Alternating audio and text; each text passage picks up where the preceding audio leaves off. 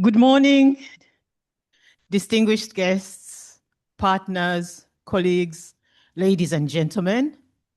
My name is Jacqueline Nyagahima. I'm a Principal Knowledge Management Officer with the Independent Development Evaluation of the African Development Bank, and it is my pleasure to welcome you this morning.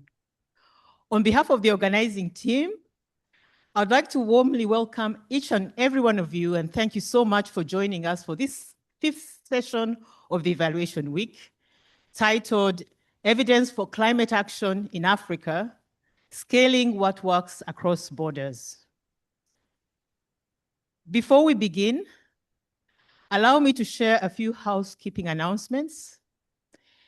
There is simultaneous interpretation that is available in English and French. For participants in the room, please use the headsets that are provided. They're right outside if you haven't picked them. For participants who will be joining us online, we have interpretation that is available through Zoom. So please click the globe icon and select the language that you prefer. You may use the Zoom chat for comments and Q&A for questions throughout the discussions. And microphones are muted by default for all the speakers. So if you're invited to speak, you'll be unmuted. So before we start, I'll give you a brief outline of the flow of this morning's program. We will begin by receiving opening remarks and scene setting, and this will be followed by a keynote address. And thereafter, we will move into 2 panel sessions. The first one is going to be on institutional strategies for climate action, while the second will explore tools and innovations that are helping climate solutions across Africa. Then the session is going to end with a summary of key takeaways, and then we will transition into the closing ceremony of this evaluation week. We'd like to encourage participants both here in the house and online to please make sure that you participate and actively in and be engaged in the whole event. So we now begin with the scene setting for this session. It is my pleasure to welcome Dr. Sven Harten. He's the Deputy Director of the German Institute for Development Evaluation, DEVAL. He will be presenting virtually. Dr. Harten, is an evaluation expert and political scientist with a PhD from the London School of Economics, and he brings more than 25 years of experience in development evaluation.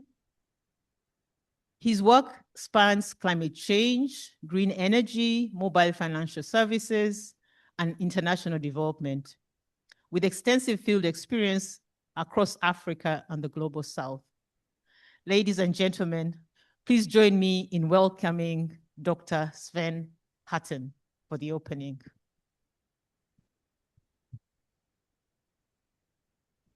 Thank you.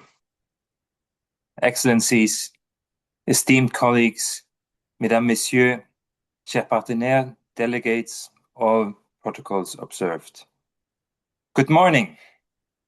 Unfortunately, I can't be with you today. I would have loved to come. Greetings from the OECD here in Paris, where I have to attend meetings. Before I say some few words about evidence and evaluation, I'd like to take you to the coast of Dakar, where I lived for several years. And you know the sound of it, early morning at Yoff, when the pirogues come in off the Atlantic, those wooden, colorful boats, and the catch goes right onto the beach, where the women take it to the nearby market. A fisherman, Pape Diouf, who I got to know over the years, is not waiting for anyone to explain to him about climate change. He was one of the first to read it, just as all of his fellow fishermen, and we've been talking a lot about this. And over the years, he told me the same things over and over again. The boats had to go further, stay out longer for smaller catch, and the fish were not where they used to be. And all along Senegal's beautiful coasts, the ocean was taking the shore back, house by house. Pap and his fishermen are some of the most precise observers of the sea you will ever meet. And when Pap tells you the water has changed, the water has changed. So I carry that into a room like this, because everything we discussed this morning, all the strategy, the finance, the methods, comes back to one test: whether Pap and his crew still have a sea worth going out on. So that brings me to why we're here and why it matters right now. We live in a strange time for evidence. The science has rarely been clearer. The evidence on what works has rarely been richer. And yet, in many places, it's been pushed to the side. Major actors have stepped back from fighting climate change and its consequences. Most traditional donors are cutting their budgets. Today, I heard from the chair of the DAC that recent estimates are that ODA funding has gone down by 45% since 2023. This has been the biggest and unprecedented decrease in ODA. And often climate programs and evaluation programs units are being hit the hardest. And then in public debate, conviction often outruns fact. You know, my own neighbor now openly says he no longer believes in climate change. And when evidence is treated as optional, the people who pay for it, like Pap, have the least cushion. This is the gap Evidence for Climate Action, E4CA, was built to close. There's a huge body of independent evidence on climate change inside development banks, climate funds, national systems. What worked, what did not, under what conditions. For years, it had no home. So we built one close to where climate decisions are actually made. At COP30 in Belém, a pavilion with more than 50 sessions, 11 funding partners, including the African Development Bank, and over 20 additional presenting organizations put together in a matter of weeks an exciting program. And the UNFCCC said it plainly: a dedicated evidence space at COP is not a nice to have, it's essential. And what makes this work is the company we keep, the African Development Bank and its evaluation function, the World Bank's IEG, evaluation units, climate funds, the OECD, and researchers based on this continent, including Pace and Acres. So Africa's story is told with African evidence, not just about Africa. The same coalition carries it forward here in Abidjan, online, at the EES conference later this year, at COP31 in Antalya in November. So this session sits exactly where it should, in a week about catalyzing impacts across African borders, because climate change is the clearest case there is of a problem that does not respect borders. Drought, floods, food and energy insecurity, displacement, loss and damage. These move across regions, not within single countries. That is where the climate question and regional integration become the same question. Shared ecosystems, regional power tools, cross-border corridors, coastal waters, early warning systems, none of them is solved in one country at a time. Esteemed colleagues, Your Excellencies, in a moment, we'll have the privilege of attending 2 strong panels and a keynote on Africa as a solution-driven actor. I will not venture into previewing those contributions, but I'd like to highlight one thread that runs through all of them, and this is the real subject this morning. Almost every evaluation points at the same place. Institutions are good at putting climate into their strategies, frameworks, designs. The ambition is real. Where it faces challenges is later. in delivery, in supervision, in who actually receives the report and how we measure impacts we achieved. So the question that connects us here this morning are, where must capacity come before delivery, not after? When is a regional approach worth paying more for? When can an instrument stand on its own without concessional support permanently? What are convincing business cases for the private sector to come in?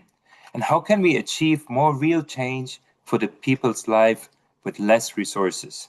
These are not separate debates, they are one debate. And the only honest way to settle is with independent evidence. So let me end with an ask to everyone in Abidjan and online. We're not short of evidence. We're short of the discipline to use it. Use what is already on the table. Let it shape the next strategy, the next investment, not the next report. And let us shape the cross-border decisions too. Resilient infrastructure, regional public goods, climate-smart agriculture, water, energy security. Keep the people we serve at the center. Our job is not better documents. Our job is to give Pape Diouf, his children, our children, and millions like them a real chance for a better life. The chance to adapt what is already coming and to protect the land, the water, the climate we all depend on. We must get that right. Evaluation will be your business partner for scalable solutions, a partner in how Africa scales what works across borders and beyond. The world has learned many things from Africa. Recently, how to use mobile phones for payments. Now we must learn together how to fight the climate crisis. I wish you, esteemed colleagues, a sharp and generous discussions. My thanks go to IDEV and the African Development Bank for putting evidence at the heart of this week. It's an honor to be opening this session with you. Thank you.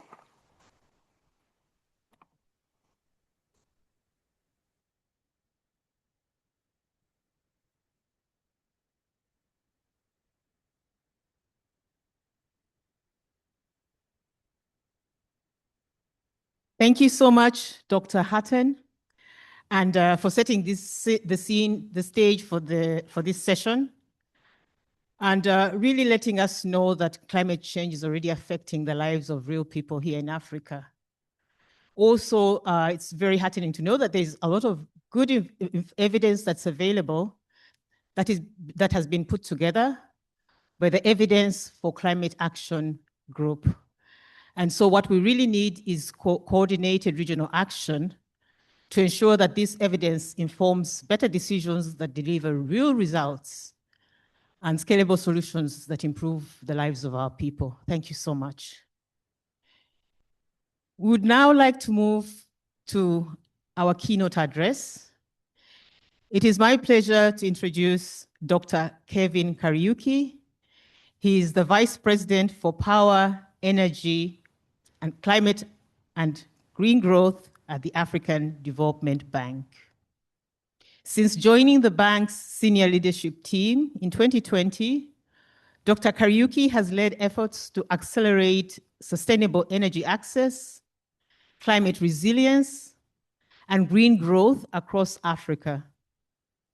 With more than 35 years of experience in the energy sector, his expertise spans power generation, transmission, distribution, regulation, and infrastructure development. His keynote address is entitled Africa as a Solutions-Driven Climate Action. Please join me in welcoming Dr. Kariuki to the stage. Thank you.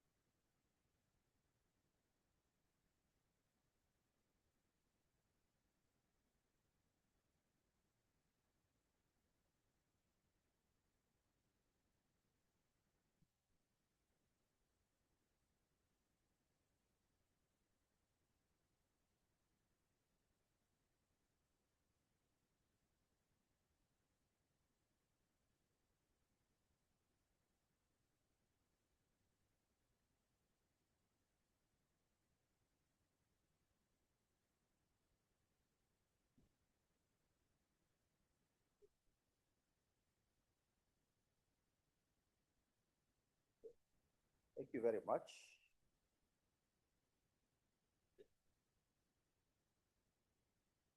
It is an honor. Let me start with the greetings, first of all. Distinguished guests, colleagues, ladies and gentlemen. It is an honor to address you at this 5th session of AfDB's Development Evaluation Week 2026, under the theme, Characterizing Impact Across Africa's Borders. I have been asked to speak on Africa as a solution-driven climate actor. Accordingly, I would like to start not with statistics, but rather with a question. When the world looks at Africa in the context of climate change, what narrative does it engender? Oftentimes, the narrative is one of vulnerability, need, and dependence. However, today I want to share a different perspective, one of ingenuity, leadership, and determination. Africa is not merely a victim of climate crisis. Africa is a continent of solutions, and the evidence supports this. To start with, let's focus on where we are. We are at a critical moment in time. Geopolitical headwinds and global trade tensions have reignited the questions about the global community's commitment to transformative, equitable, and inclusive climate action. Yet, as we heard earlier, the impacts of climate change are intensifying at a pace that neither seeks nor waits for political consensus. Droughts, floods, cyclones, and heat waves are not abstract forecasts. They are realities for hundreds of millions of Africans today. I will therefore wish to leave with you with 4 messages, or to share 4 messages. First is to describe the scale and urgency of Africa's climate action. Second is regarding the policy commitments and solutions that African countries and institutions are driving. And third, regarding the structural challenges that remain and the homegrown responses emerging to address them. And finally, the 4th message will be relating to the priority actions needed going forward and anchored, as we heard earlier today, on credible evidence. So the first message is about climate change being the single biggest threat to development in Africa. Here, I think we should note that despite contributing only 4%, I repeat 4%, of global greenhouse gas emissions, Africa bears the brunt of the impact of the climate change. According to the University of Notre Dame Global Adaptation Index of 2025, 9 out of 10 of the most climate vulnerable countries in the world are in sub-Saharan Africa. This is not a coincidence. It is a consequence of historical inequity embedded in global economic system. As a result, the economic costs are already devastating. Today, Africa loses 5 to 15% of GDP per capita growth annually due to climate impacts. What this means is that many African countries are diverting up to 15% of their national budgets to respond to climate disasters. These are resources that would otherwise have funded schools, hospitals, and infrastructure, and further, that governments are forced to defer building the future and recovering from the past. The financing gap is equally stark. While global climate finance doubled from $653 billion in 2019 to $1.4 trillion in 2023, Sub-Saharan Africa only received $47 billion, and that is less than 2.5% of the total. And it is a paltry amount considering that Africa needs up to $277 billion annually through 2030 to implement its nationally determined contributions. This is not a gap, it's what you call a chasm, a wide valley. But here is what I want you to bear in mind as we reflect on these numbers. Africa's response to this crisis has been far from passive. As I will demonstrate, across the continent, governments, communities, institutions, and entrepreneurs are generating solutions. That is the story that we must tell and we must amplify. The second message relates to that, led by the African Development Bank, Africa is responding with commitment, partnership, and evidence. Africa's climate action is not dependent on external actors alone. It is rooted in the continent's own frameworks, institutions, and ambitions. Let us consider how. Firstly, African countries and institutions are leading the way.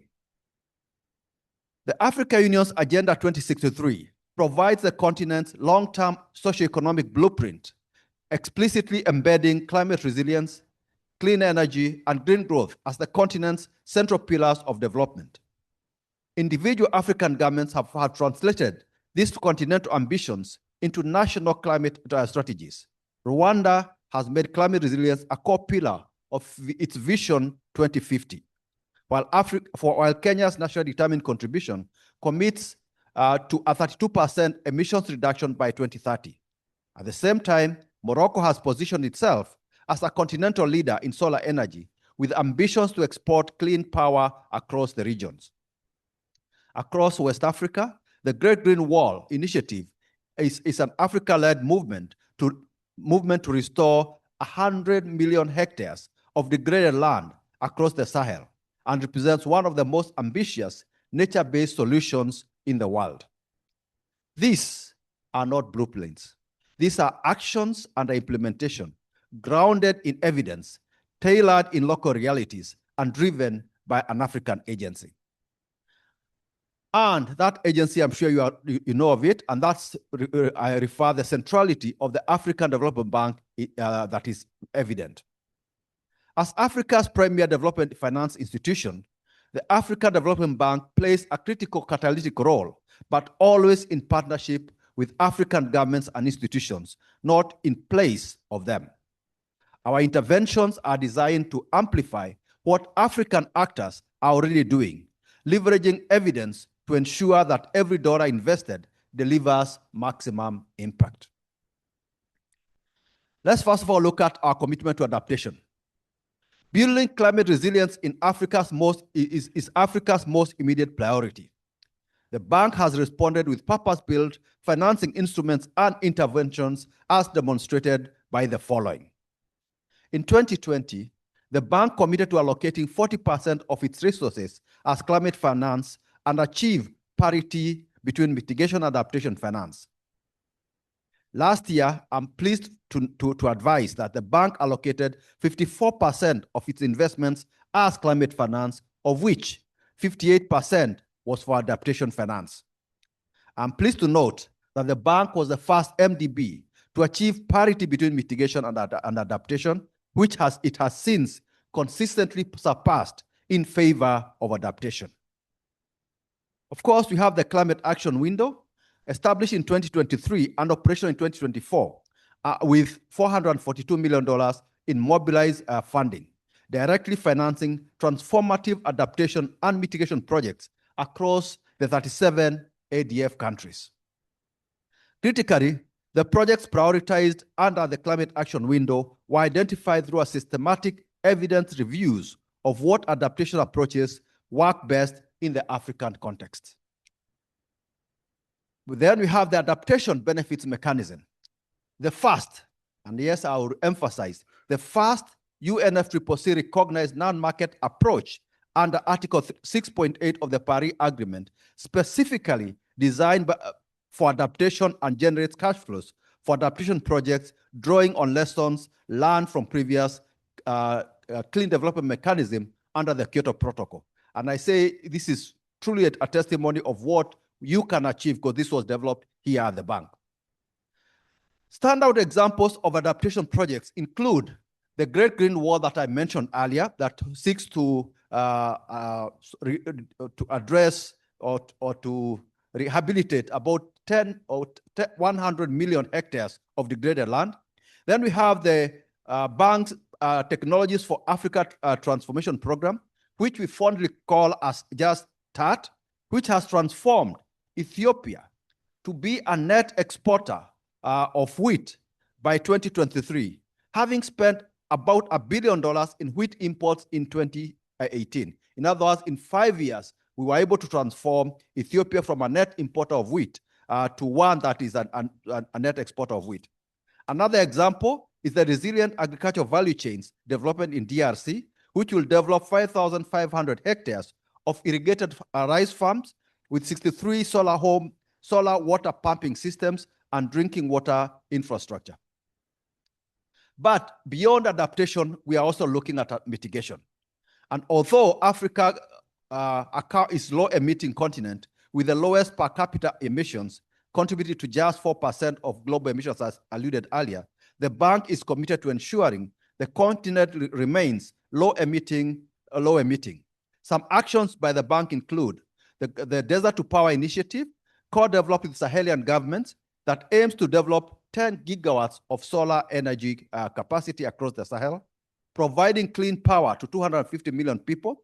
The initiative emerged from rigorous assessment of the region's renewable energy potential and community energy needs. Then, of course, I'm sure all of you are aware of Mission 300, which was launched by the bank and the World Bank in 2024 and aims to provide electricity access to an additional, and that word is important, additional 300 million people by 2030. The bank's contribution of 50 million connections is guided by national energy compacts developed with African governments and grounded in data on energy access gaps, grid economics, and off-grid viability. Less than 2 years after the start of this initiative, I'm pleased to report that 5.2 million people already have access for the first time. To date, over 90% of our energy portfolio over the last 10 years is renewable energy based and includes the Obelisk 1.1 gigawatts and 200 megawatt of BESS, which is Africa's largest operational hybrid solar PV project in Africa. And of course, there's also the Suez 1.1 gigawatt wind farm, which will be one of the largest onshore wind energy projects in Africa. So you may wonder what it takes to translate commitments into concrete results. Commitments and frameworks are necessary, but they are not sufficient.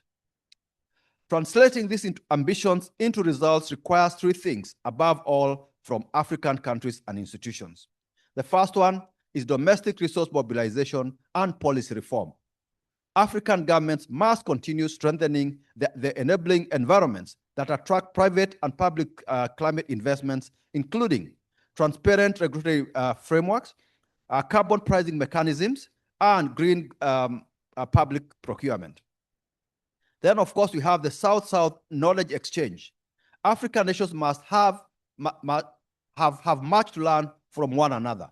Ethiopia's productive safety net programs, Senegal's community-based mangrove restoration, and South Africa's just energy transition partnerships are examples of solutions transferable across borders. And this is precisely the purposes of platforms such as IFAC and the Africa NDC Hub. Finally, we have the accountability and follow-through. Commitments must be tracked, evaluated, and course-corrected. This is where evidence becomes indispensable. The third message, you remember I had 4 messages for you, is that structural challenges are real, but Africa is responding with ingenuity.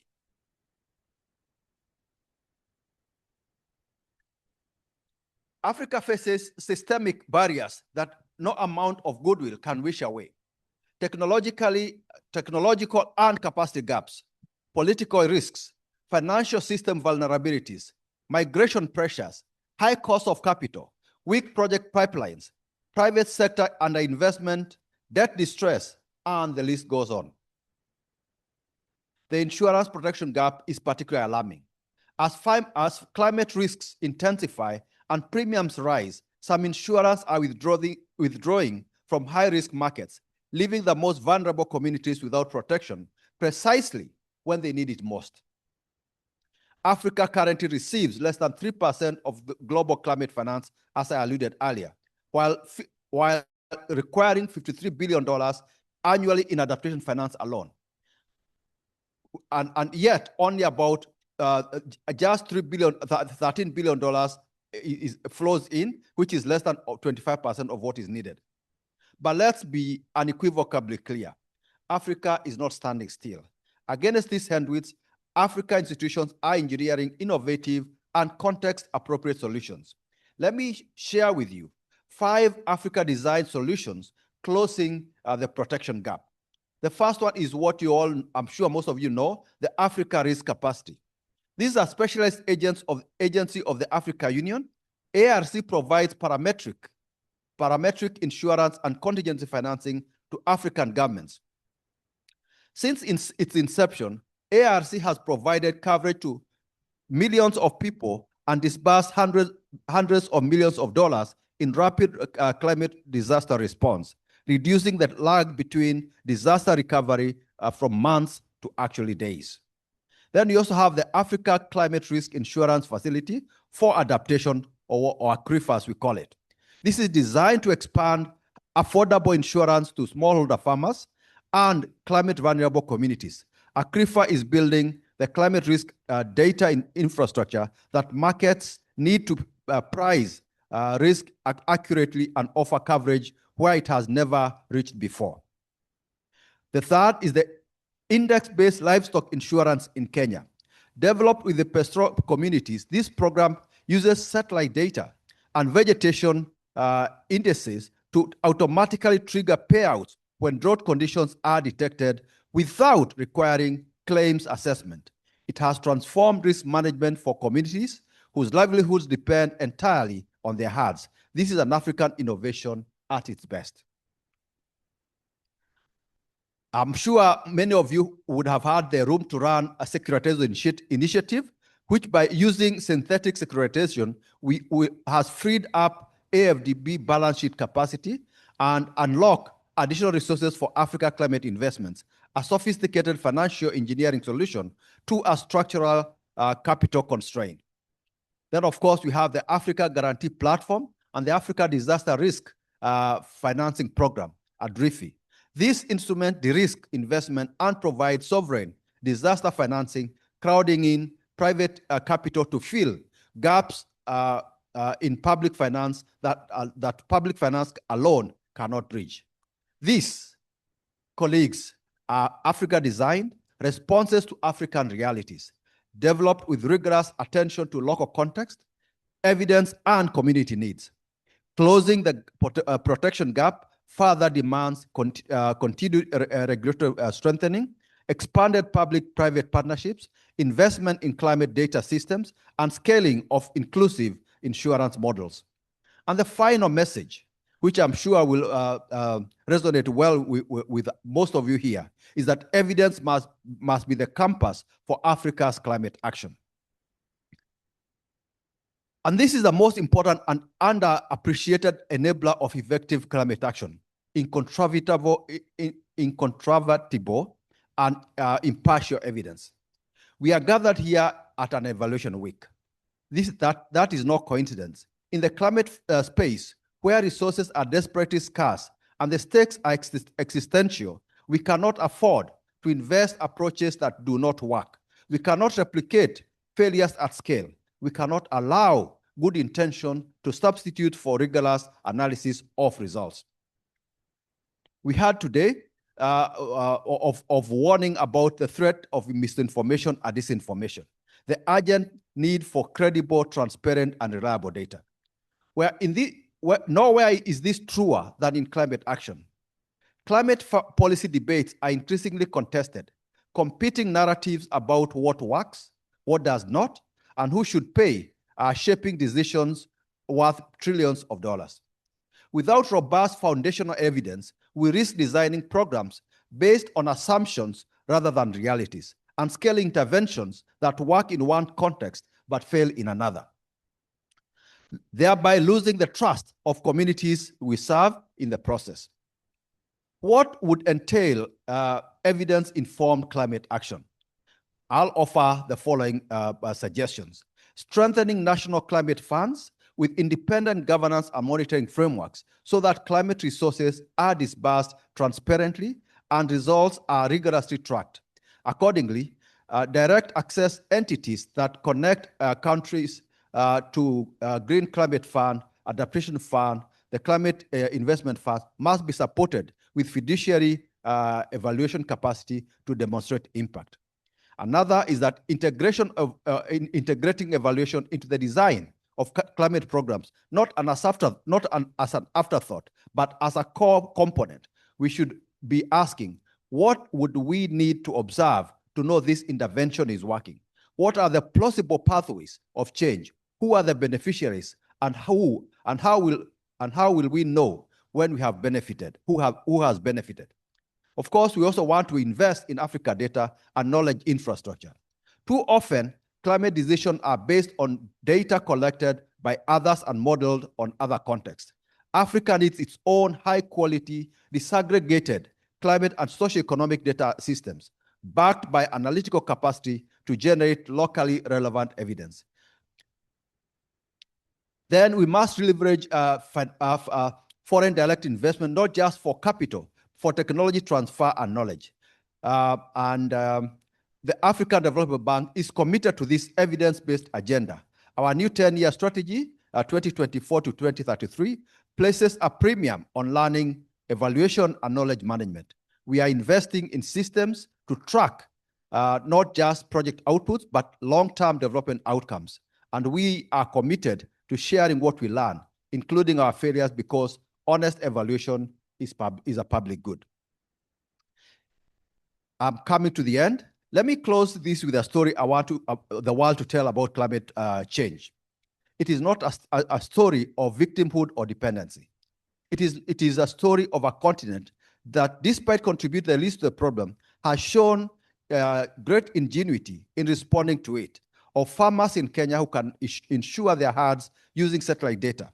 Of Saharan communities reclaiming land from the desert with their own hands and knowledge. Of Africa finance ministers designing sovereign risk instruments that protect their economies from climate shocks. Of development banks redesigning their portfolios to put climate at the center of their investment decisions. Africa's progress on climate policy has been notable, but implementation remains uneven, and institutional capacity gaps continue to limit the translation of policy into action. More targeted investment is needed in governance systems, budget reform, and institutional strengthening. And of all, it must be guided by evidence, honest, rigorous, and fearless reporting in the works of what does not. Coming to an end, the global community owes Africa a debt in climate finance, in technology access, in policy space to pursue its own development pathway. But Africa does not need to wait. The solutions exist, the institutions are in place, and the evidence is being built, and the commitment is there.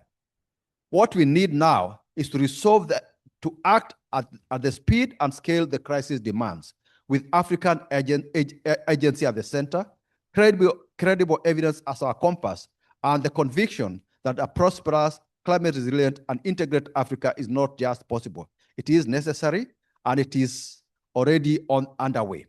I thank you very much for your kind attention.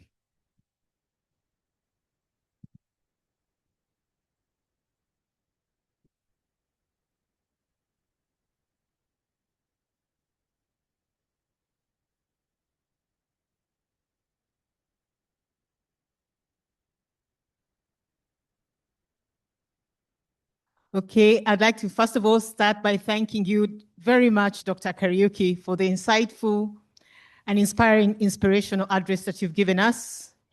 You started by reminding us about Africa's single biggest threat to development being climate change. And I think we are all seeing the impacts of climate change in our various capitals where there's been flooding, roads have to be dug up, electricity poles falling. All this, it means that the governments have to again reallocate funds that were for something else back to dealing with the impacts of climate change. So thank you very much for that.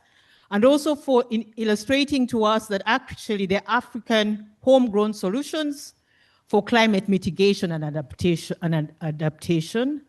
And you've introduced some of them to us, like the Great Green Wall, the bank's technologies for agriculture adaptation, transformation, I think. Oh, these are all interventions in terms of agriculture, in the agriculture area that are targeting mitigation. And then we also have the Desert to Power initiative. We've also heard about the Mission 300 programs of the bank. And also just showing us how the AfDB is convening partnerships and institutions within Africa to really address these issues of climate change, despite the limited resources that we have. And I think also just by reminding us that really evidence must be the compass for Africa's climate action. And this is a challenge to us, evaluators and researchers in Africa. We need to have our own homegrown evidence to inform climate action for Africa. So thank you so much. Let's thank Dr. Kariuki once more. So next we move to the next panel, which is the first panel. We would like to invite the first panel discussion, which is on institutional strategies for climate action, lessons from policy and practice. So this discussion is going to explore how organizations are translating climate commitments into effective delivery and measurable results. So to moderate this session is Mr. Monojit Paul. He is the manager of the Energy Efficiency and Clean Cooking Division at the African Development Bank. So please come forward. Join me in welcoming Mr. Paul. And he's going to introduce the rest of the panel that will be joining us. Thank you.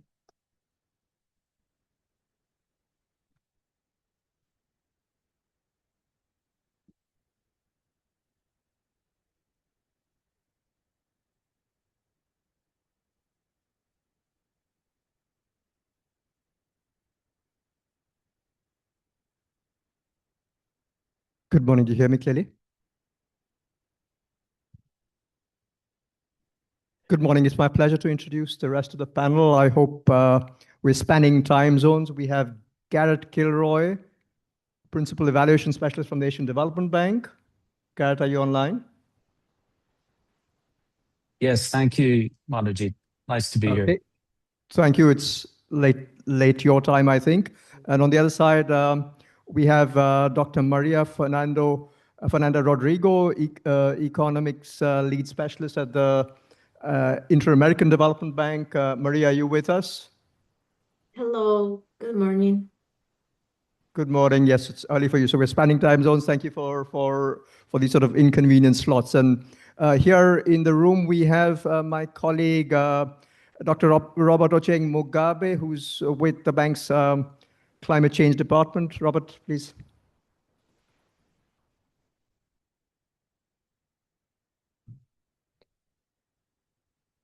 Thank you. So I think we're fully constituted. We're running about 20 minutes behind time at the moment, and I'll try to sort of manage the time, or maybe sort of allow 5-10 minutes overrun if need be, but we'll play it by ear.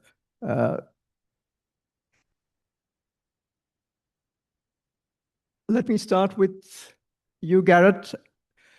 Or maybe before I start, let me just pick up on two messages from earlier in the day, from the opening remarks from Dr. Sven Harken, and then also from our VP, Kevin Kariuki. I think 2 points that came up from Sven Harken was, let's not work on another report, right? The objective, and that sort of fits in with this panel's title about policy and practice, right? So it's not about the next report. There are, MDBs are good at putting things into frameworks and strategies, but then what next? And the other point that I think I want to pick up is what Dr. Kariuki said about South-South learning. And in that context, I think this sort of picks up on, and we have, from the work that I do in the area of energy efficiency, clean cooking, I know there are several stories that we could borrow upon, whether it's in Senegal, in Tunisia, in Rwanda, and that there is significant room for South-South cooperation. And in the same spirit between the MDBs, I think there is a lot of scope for us to learn from each other. So with that preamble, and I think I expect these two things to come out through this discussion. Garrett, let me start with you. In 2021, 5 years ago, the Asian Development Bank repositioned itself as the climate bank for the region and built an action plan around it. You did an evaluation of about 2 to 3 years of that work. Could you tell us a little bit about what that evaluation found, and what are the learnings from that? Sure. Well, thank you, Manojit, and thank you, and a warm welcome, colleagues. I'm actually based in Kathmandu today, but I'm usually in Manila, so the time zone is not too bad. But I want to thank African Development Bank for inviting me, ADB, to this event. And we are a regional bank like African Development Bank, but we're also based in a region which generates over half of global greenhouse gas emissions. And as I said, I'm in Kathmandu today, Nepal, a country which is already experiencing extreme weather, rising temperatures, and glacier retreat.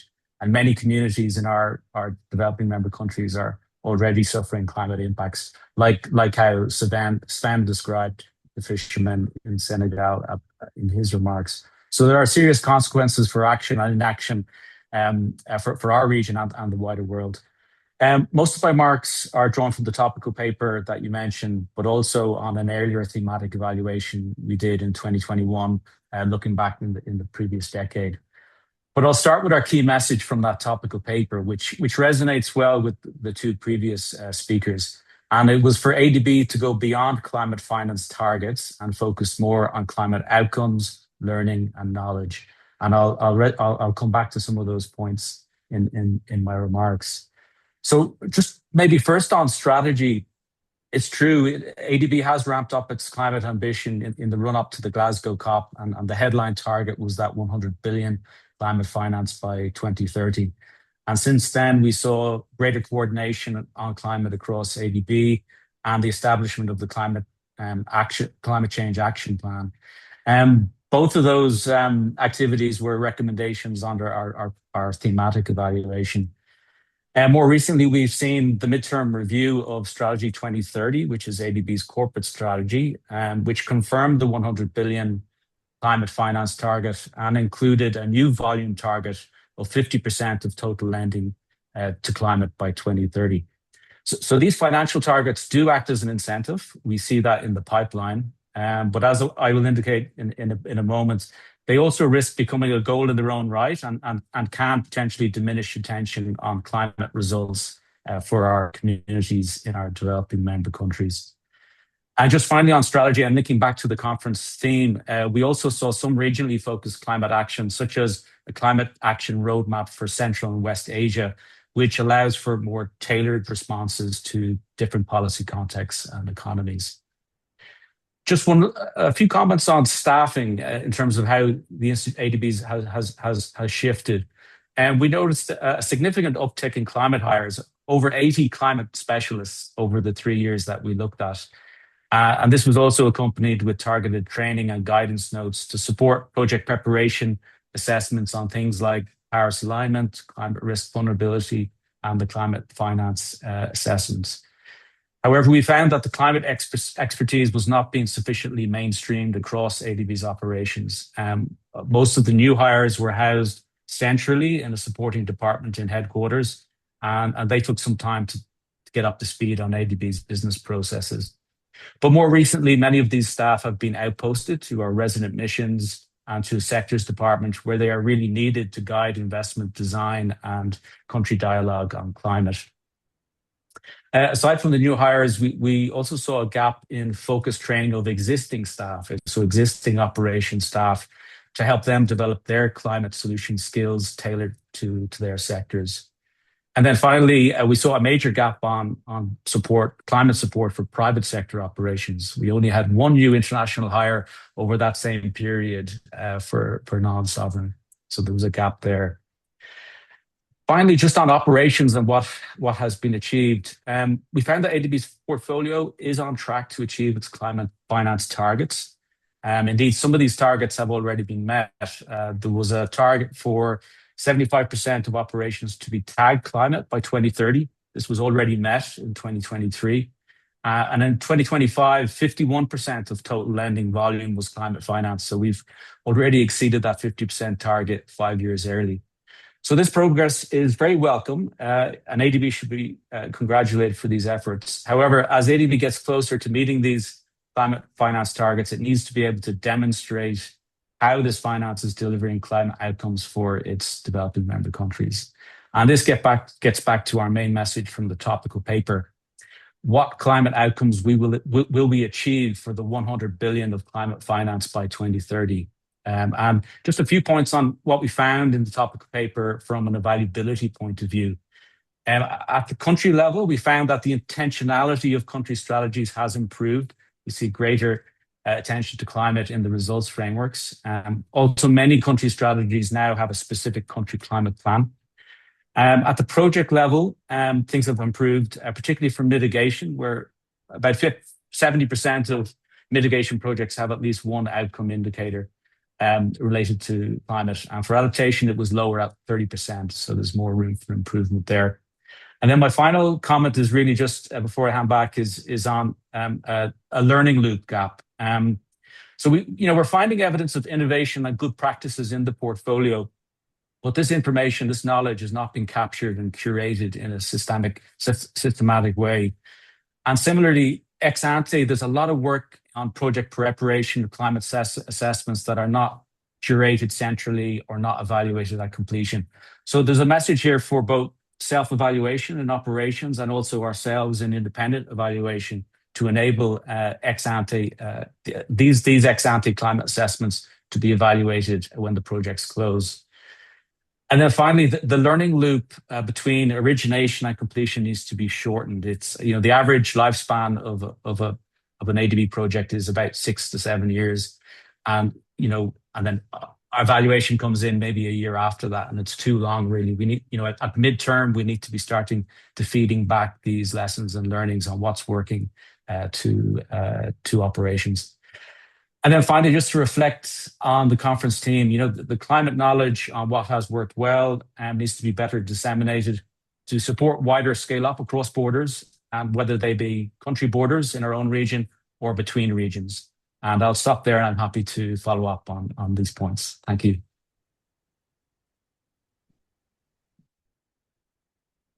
Thank you very much, Garrett. Thank you very much for that perspective on what you found in the evaluation. Positive results, yet I think clear room for improvement on various fronts. Thank you very much for that. Let me move now to Maria. Maria, could you tell us a little bit about the work that you've been doing at the Inter-American Development Bank? You worked on how you traced how adaptation work was embedded in country strategy frameworks and project screening over nearly a decade since 2016. Could you tell us what some of the findings were and what are the sort of the key levers to achieve impact? Thank you. Thank you. Yes, so we reviewed all operations and institutional strategies from 2016 till 2022, so almost 10 years.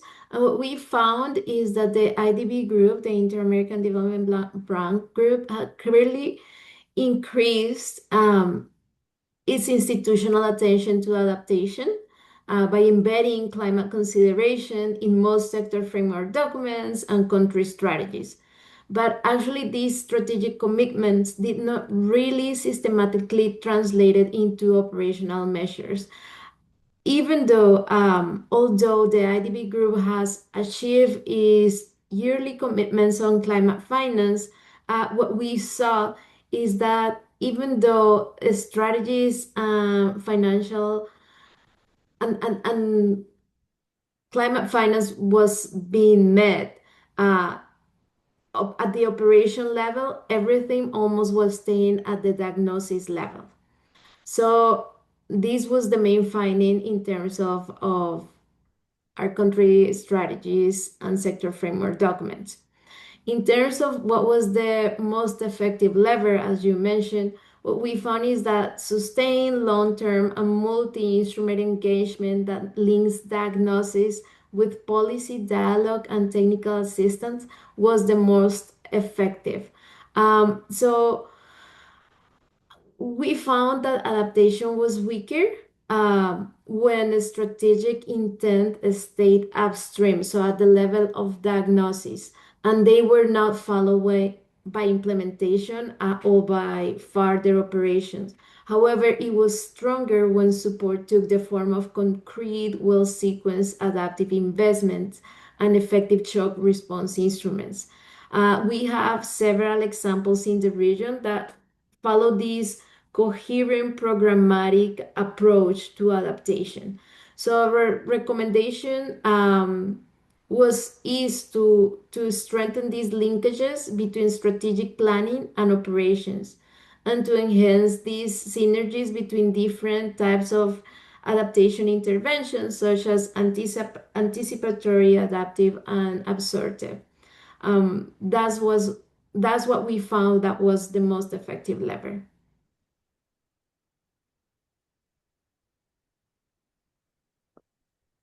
Back to you. Thank you very much, Maria, for that perspective. Thank you very much. Let me now move here. And again, I see sort of, and before I move, some common points coming through, climate finance, numbers are being met, yet there is sort of space to go further in terms of actual, driving through on realizing outcomes. Let me move here now to my colleague, Robert. AfDB has positioned itself as a champion on climate change, and we've got strong policy commitments in that space.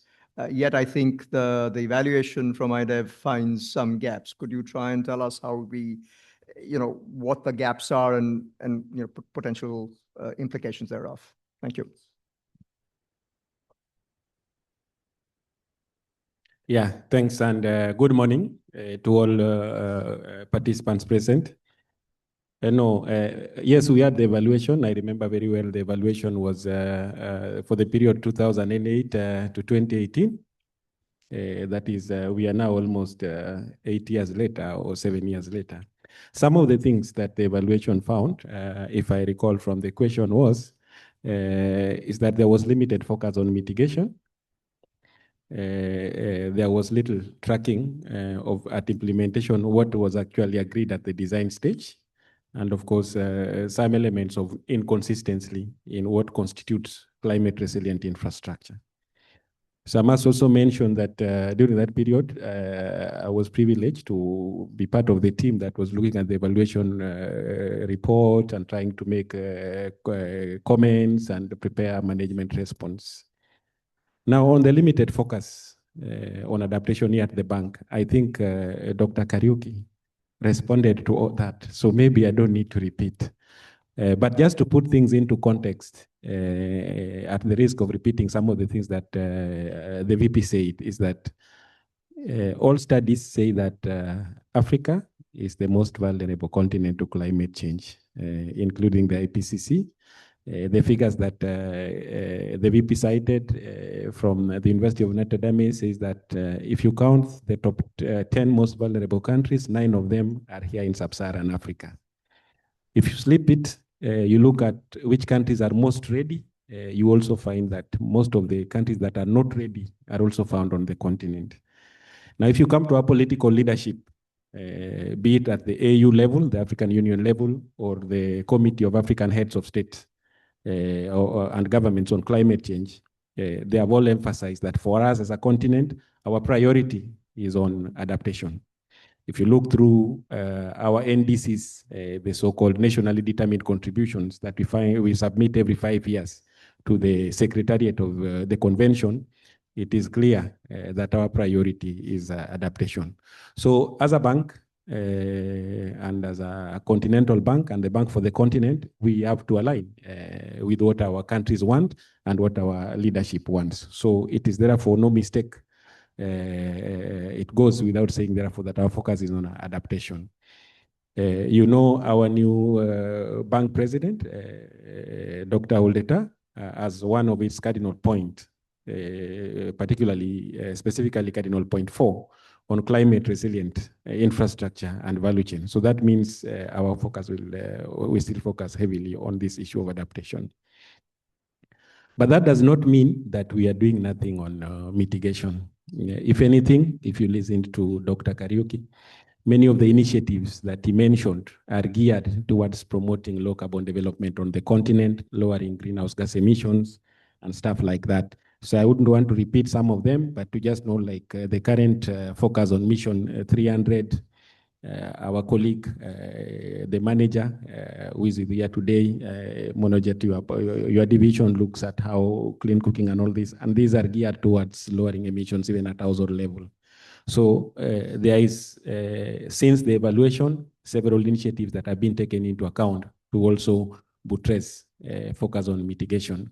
Let me mention finally that, of course, we have committed that 40% of bank financing is allocated as climate finance, but then with the focus on parity between mitigation and adaptation. That means, although we endeavor to have 50% plus more on adaptation, the other bit has to go to mitigation. So we have some focus on mitigation.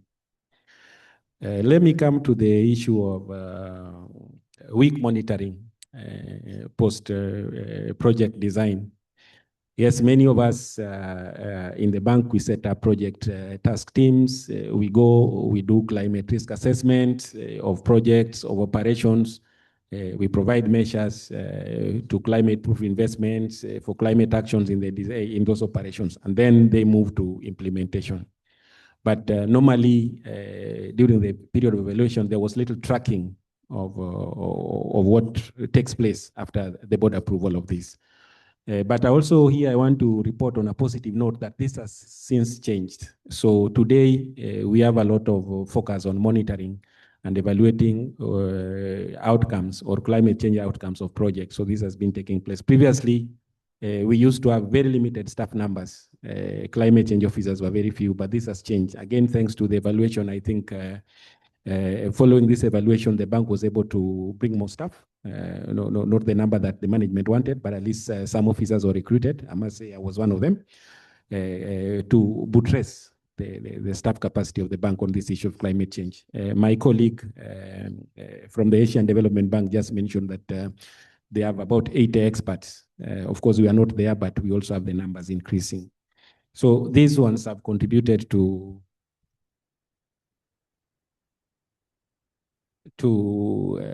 buttressing evaluation of and monitoring of bank outcomes of climate change outcomes of bank operations. Now, one of the findings that is related to this was the issues that if you look at the projects and their results measurement framework, there was little inclusion of climate relevant, be it at output, at outcome, and at impact level. But again, this has also changed. So if you look today, if you open many of the bank's projects, you look at the result framework, you will see 1 or 2 climate related outcomes and outcomes that are supposed to be part of the achievements of the project. And that is also thanks to the findings of IDEV. I must also mention, as Kevin was mentioning, today we have an in-house monitoring, evaluation, learning, and reporting system that is in-house to the bank that is now operational. This helps us to track internally our climate commitments at the corporate level. Like, 40% commitment is a corporate KPI, and then we have the sector specific. Now, jointly with fellow MDBs, including the two other MDBs represented here, Inter-American Development Bank, Asian Development Bank, and ourselves, we have also come up with what we call sector-specific climate-relevant indicators, and this also is supposed to help us monitor. Yeah, but we still have a few challenges which I would like to highlight. Is that at the PIU level, we don't have expertise at the PIU to monitor this. So that is why some of the recommendations we have, for example, include training our PIUs, project implementation units at the implementing agency level, especially sometimes the AESS specialists, the environmental social safeguard specialists, who normally sometimes oversee this, to also take this monitoring at the project level. Then another measure that we have, of course, is to always enhance capacity building of regional member countries and implementing agencies, so these aspects. Now, finally, on the issue of limited focus, not really limited focus, but the finding that we don't have a common understanding of what constitutes climate resilient infrastructure. I think this has changed. One of the things that has changed is these sector-specific indicators of what constitute climate resilient infrastructure, but also in partnership with our partners, the Global Center on Adaptation. We have come up with a masterclass on climate resilient infrastructure, which is targeted at implementing agencies, PIUs, engineers, and staff. You remember, I think that was yesterday or the day before, Engineer Cherono from Kenya National Highways Authorities made a presentation here, and he mentioned that they're trying to revise their building engineering standards and stuff to be able to take into account issues of climate change. So that means increasingly at the implementing agency level, these aspects are being taken into account. I wish to stop here. Thank you. Thank you very much, Robert, for sort of outlining the various measures since the time of the evaluation. And yes, indeed, as Dr. Kariki mentioned, I think there's clearly a lot of work that's been done in the area of mitigation. I myself, the team that I work with is focused primarily on that side, but adaptation is also picking up. And I think a clear example is the bank's climate action window, where there's a clear bias towards adaptation projects. And just speaking of monitoring, I know that as we speak, I have colleagues who are actually putting sort of additional monitoring measures in place for one of the cow finance projects under the adaptation window. As we speak, they're doing that. I know some of your colleagues have also been on the ground on launching missions, etc., to try and drive in this sort of point-on monitoring and sort of requirements from the PIU. So actually, that's something that's happening as we speak. So that's actually positive development here, and it sort of speaks to your point around sector-specific indicators, etc. So that's an action. Let me just check how we are doing on timing. And I don't know if we have any online questions, Christine.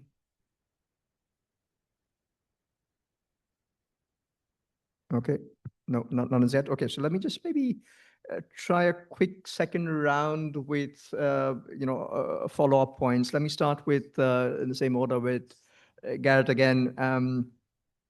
Yeah, your evaluation is sort of candid and shows sort of some degree of unevenness in implementation, but in terms of the headquarters versus regions, etc., and the issues in the private sector, for instance.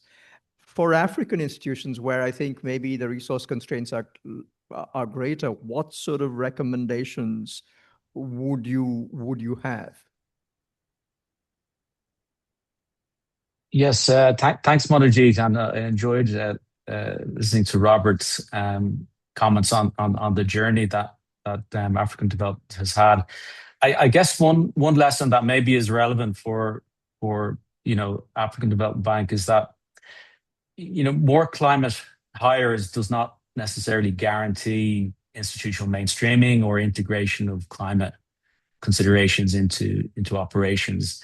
What we saw was that you need to have sufficient mentoring of these new staff who may not be familiar with MDBs, may not be familiar with ADB's processes. Their strategic deployment across the institution, I think, is an important factor, and guidance, obviously. And then also we can't forget existing staff, the sort of the staff who are actually, particularly in the sectors, who we need to upskill their expertise. And I think it's also a question of what kind of climate expertise you want. Is it climate policy? Is it carbon finance, coastal adaptation? In the past, our terms of reference for climate specialists were quite generic, but climate specialists can have a broad range of skills. So it's important that we hire the appropriate mix, and that matches the climate solutions that are needed for our clients. For example, actually, if you go on ADB's vacancies website today, you'll see that we're hiring an adaptation specialist with expertise on glaciers. So very specific, and it's to support ADB's investments in the Hindu Kush Himalaya region. So job descriptions are becoming more targeted, and that I think that can help in where you have scarce resources. Another issue, a sort of recurrent response we got from country directors in our resident missions was that sometimes they felt that they did not need a climate specialist. What they needed was an agricultural specialist familiar with climate solutions, or perhaps an urban specialist, again, familiar with climate solutions. So I think it's a combination of the correct deployment where it's needed, the right type of climate specialists to match our clients' needs, and then also upskilling existing sector specialists so they have the right skills to meet the client's needs. I hope that helps answer that one. Thank you, Gareth. Very, very interesting point on sort of profiles, generic, and the glacier point is super specific profiles. That this is very important, and I think it's true that you need to find the right skills, but there's a balance between super specialized skills and sort of this other point of saying urban specialists with some understanding of climate issues, or agriculture specialists. And I know when the bank built out the energy efficiency space, we specifically look for energy efficiency experts in that space because we are building out a new line of business. Thank you, Gareth. Very useful. Maria, now coming to you, your evaluation find that there were differences in results with long-term multi-instrument sort of approaches where they were deployed versus some shorter-term TA, for instance. Could you tell us what made the difference, and in an African context, what could be replicable for us? Thank you again. So the main difference is that vision of long-term multi-instrument engagement, which creates a deliberate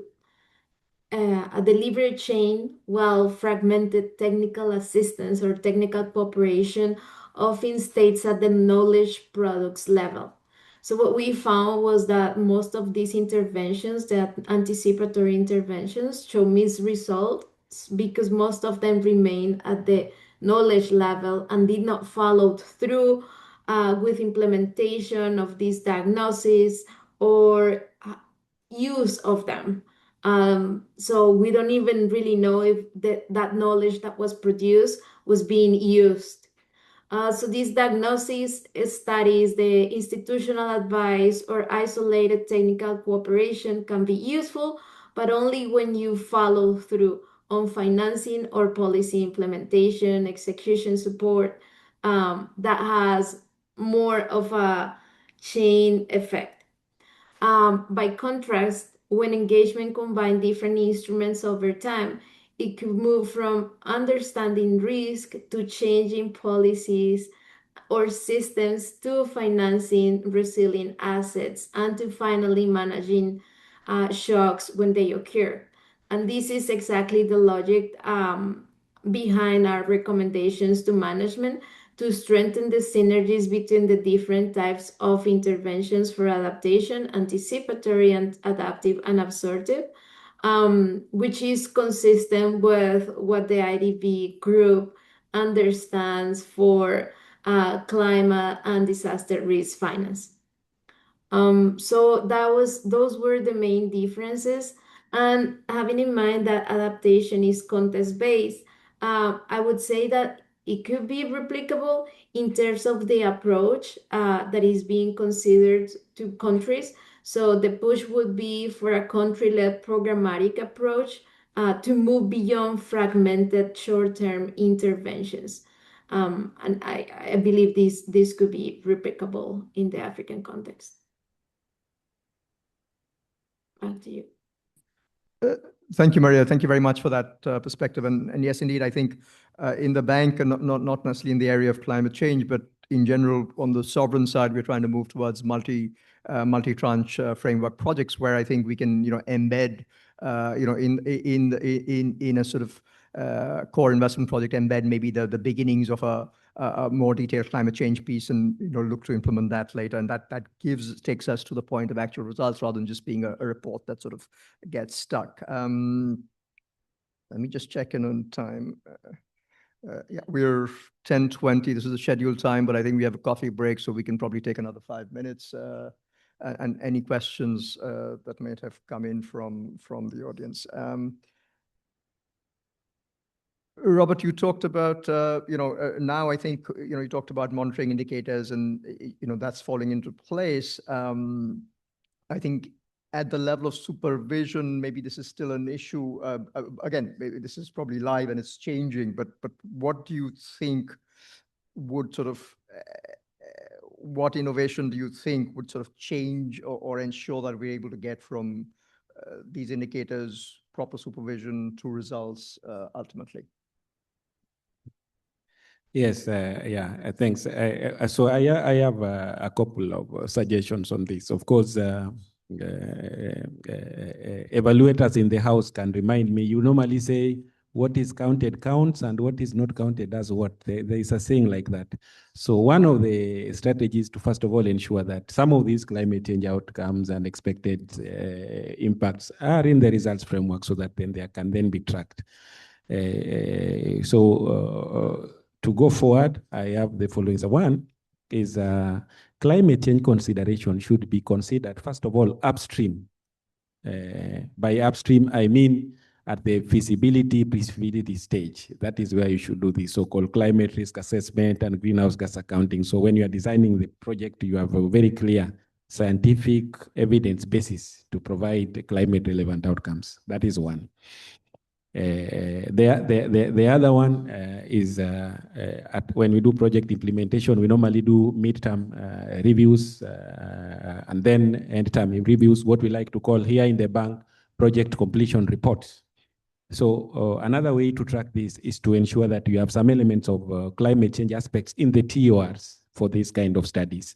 I noted that we had the evaluation of the transport sector that was presented by Joseph. And I remember Joseph made presentation on some of the climate observations from that. That is because they deliberately put climate relevant aspects in the evaluation of transport. So that is just to build on that as evidence that this is something that can actually take place.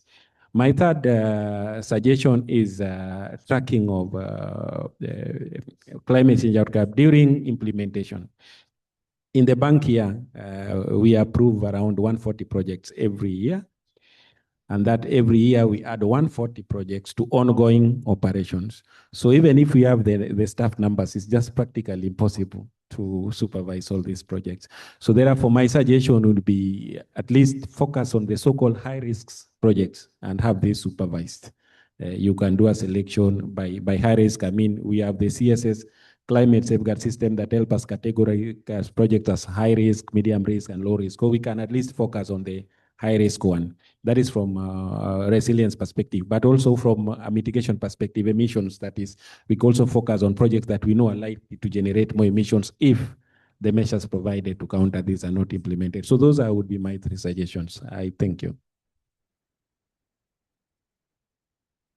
Thank you very much, Robert, for that perspective. And I think I agree. I mean, just the point that you closed on about high-risk projects, trying to sort of focus efforts a little bit, I think that makes sense given constrained resources.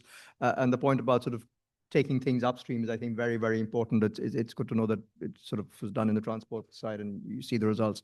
And I guess that just comes back to sort of a wider question on how we look at theory of change and the results framework and when that comes in and then sort of putting adequate focus on that up front rather than sort of halfway down the process. Thank you, Robert. Thank you very much for that. Christine, do we have any questions from the audience? Oh, sorry, one second. Okay.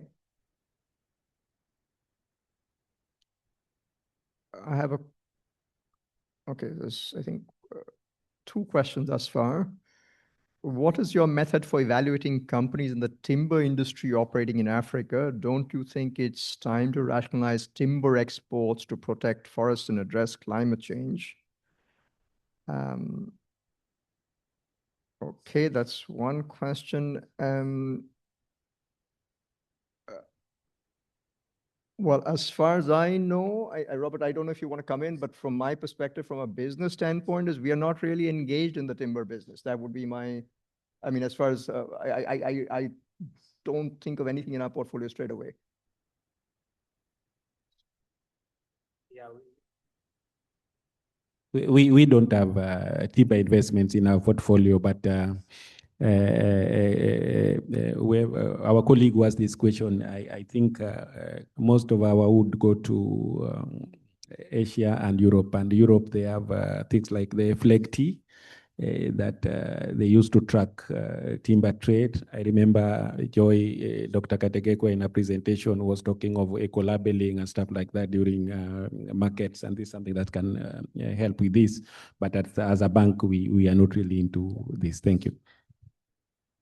I know that though there have been discussions with countries on trying to, protecting rainforests, and we had the Congo Basin, forest facility earlier, and there are other similar discussions, but we're not actually engaged directly in that business for the moment. Okay. The other question that I have is, despite mitigation and adaptation efforts, could you tell us about your compensation actions?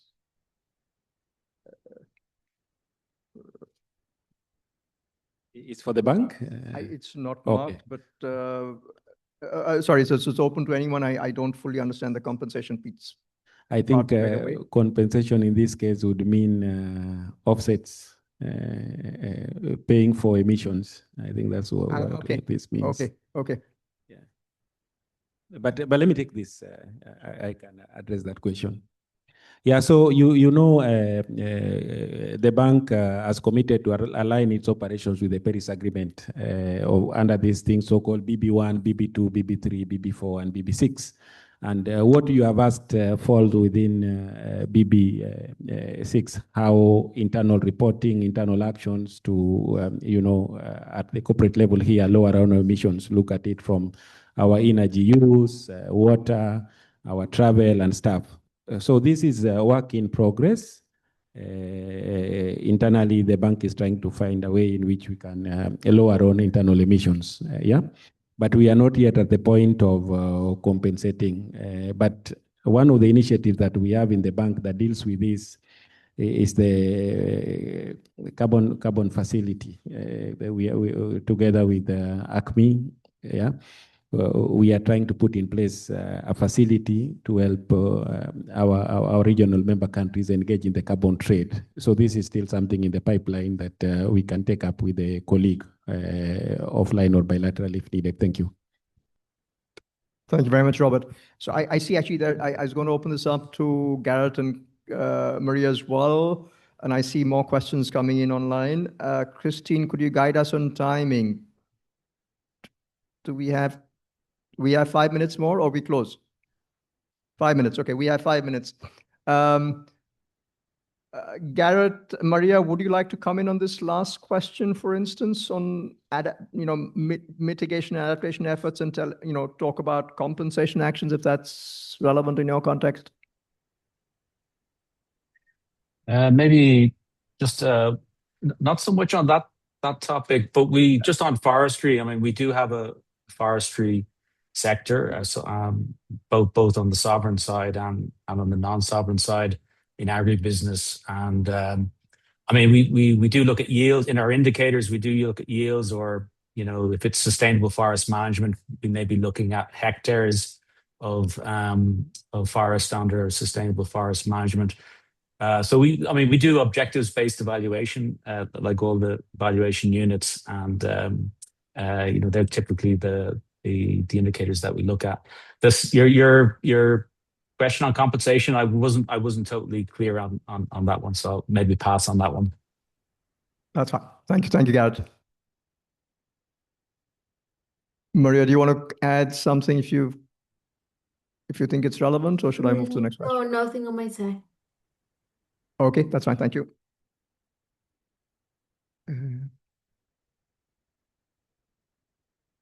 So the next question, okay, this is, I think, more for Robert. Given Africa's vulnerability to climate change, are there specific funding and mentorship opportunities available for individuals and early stage innovators developing climate resilient solutions across the continent? Yeah, thanks for the question. Yes, we have many initiatives that provide this. Kevin, Dr. Kariuki mentioned some in his presentation, but on this particular issue, you can look at the Africa Circular Economy Facility, which is managed here at the bank, providing training support. In fact, there is a call. I don't know whether the deadline has passed. That was floated recently for young entrepreneurs, I think up to a tune of 200,000 or something like that US dollars. So that's an opportunity. Under the AAAP, the Africa Adaptation Acceleration Program that we run together with the Global Center on Adaptation. Every year at the COP, we have been running this Youth Adapt project. And this youth is trying to incentivize and recognize innovators, young business entrepreneurs that are engaging in solutions, businesses that have climate relevant outcomes. So you have seen this before. So just to give those two, but beyond that, of course, we have things like Africa Financial Alliance on climate change that basically deals with financial techs and trying to help them green the banking industry, insurance, and stuff like that. So these are also other areas through which this kind of interest can be taken in. I think that suffices for now. Thank you. Thank you, Robert. I just want to check if there are any questions in the room. We can take maybe one.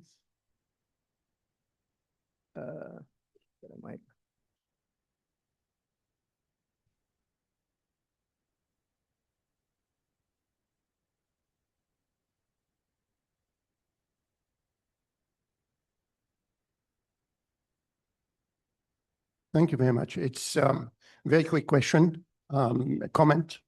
Very interesting what ADB has said and what IDB has said. ADB vision is very much a bankable project, climate bankable project, standalone sort of. And then same with IDB, climate and gender together, standalone projects also. Okay. I think in the AfDB, in the past, climate change was just a paragraph in the RAP, for example, in the document, just a paragraph of 6-7 lines. So it was more like cross-cutting. But I think that now with the new orientation of management, especially on cardinal points, on the 4 cardinal points and infrastructure, resilient infrastructure. Now, resilient is synonymous with adaptation. So I think that we will see in the future a complete change and we will have a vision in terms of adaptation in all the projects. And hopefully there will become even pillars or even components on their own. And this is my wish that we do that in the future. So what do you think, Robert? We're in the same department anyway. I think exactly like you think, my good friend and senior Hani. Yes. Yeah, but just to comment on this, initially, like 10 years so ago, it was like that. Today, we have climate change is being embedded in projects big time. And I don't need to talk about COW, but COW is specifically dedicated to resilience building. You know that 75% of COW resources is for adaptation projects. So Yes, we are a development bank, so our main focus is economic and social progress on Africa and poverty reduction. But then we nuance that with climate change, and that still remains unless you go and change the founding documents of the bank. I submit. Thanks. Okay, it's 10, unless there's any other burning question, it's 10:35, and I would like to then bring the session to a close. Sorry, okay, one more question, one last question, please.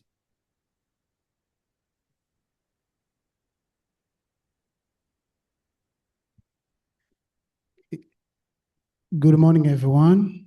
I'm Mr. Anderson Domingos, and my question is, what are the key climate finance targets set by ADB?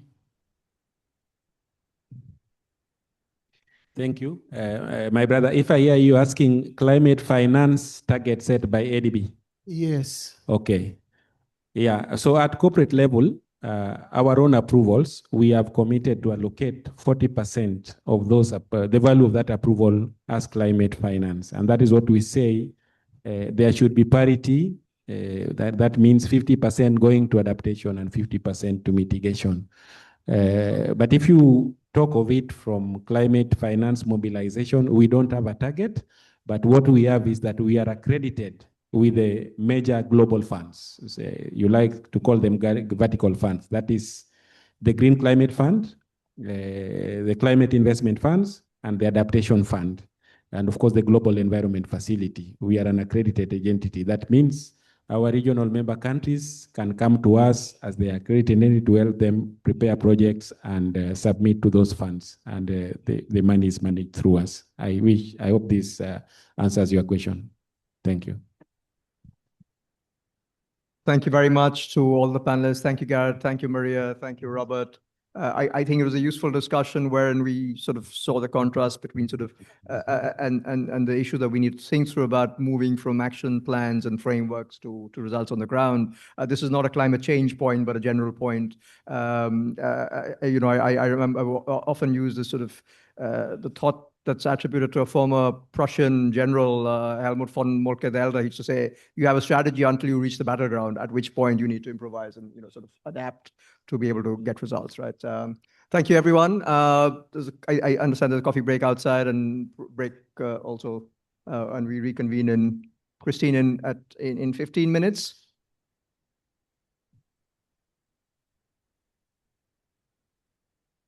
Sorry, I'm taking over your job, sorry.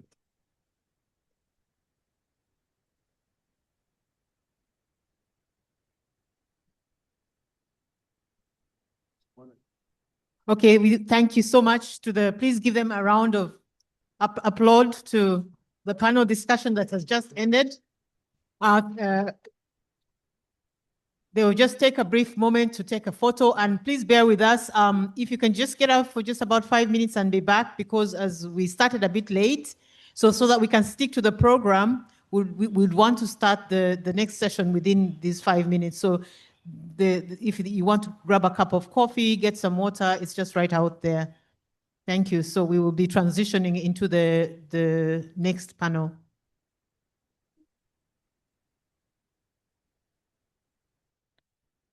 So those who are online, just bear with us just about 5 minutes, and then we will start the next panel. In the meantime, the panel members in the next panel can start coming nearby.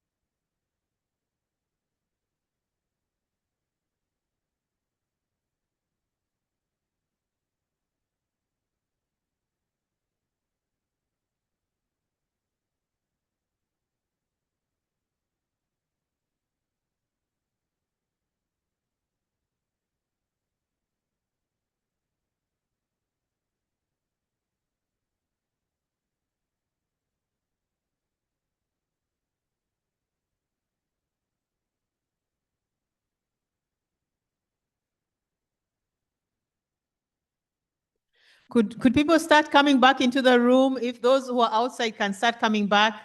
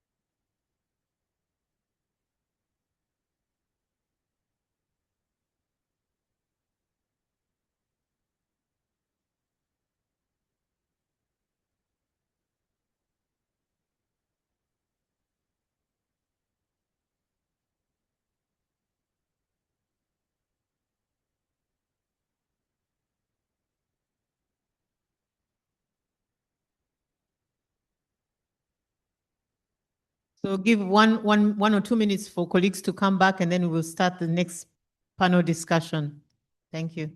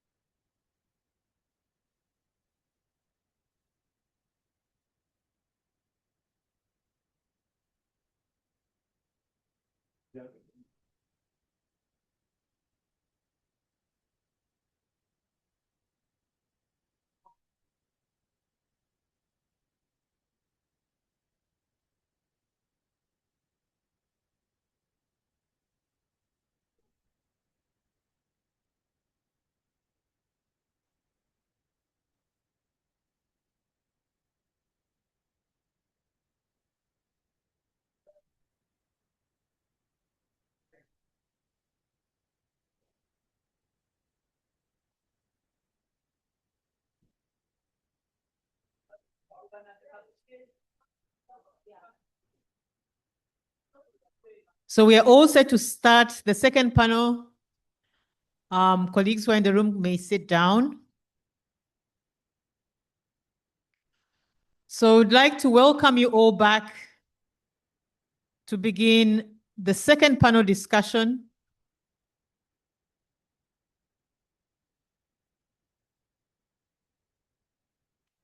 And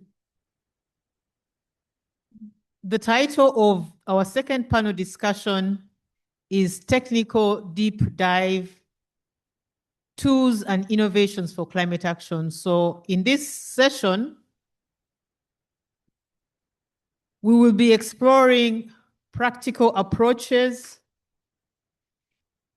evaluation evidence, and innovation mechanisms that are helping scale climate actions across regional institutions, regions and institutions. So without further ado, I'd like to invite Mr. Samir Hashem, who will be moderating this discussion.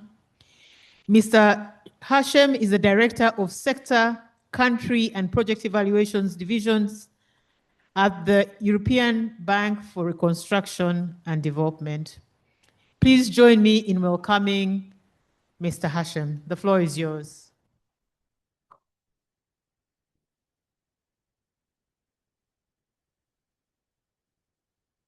Bonjour, Joseph, rejoins-moi s'il te plaît, sinon je vais être tout seul.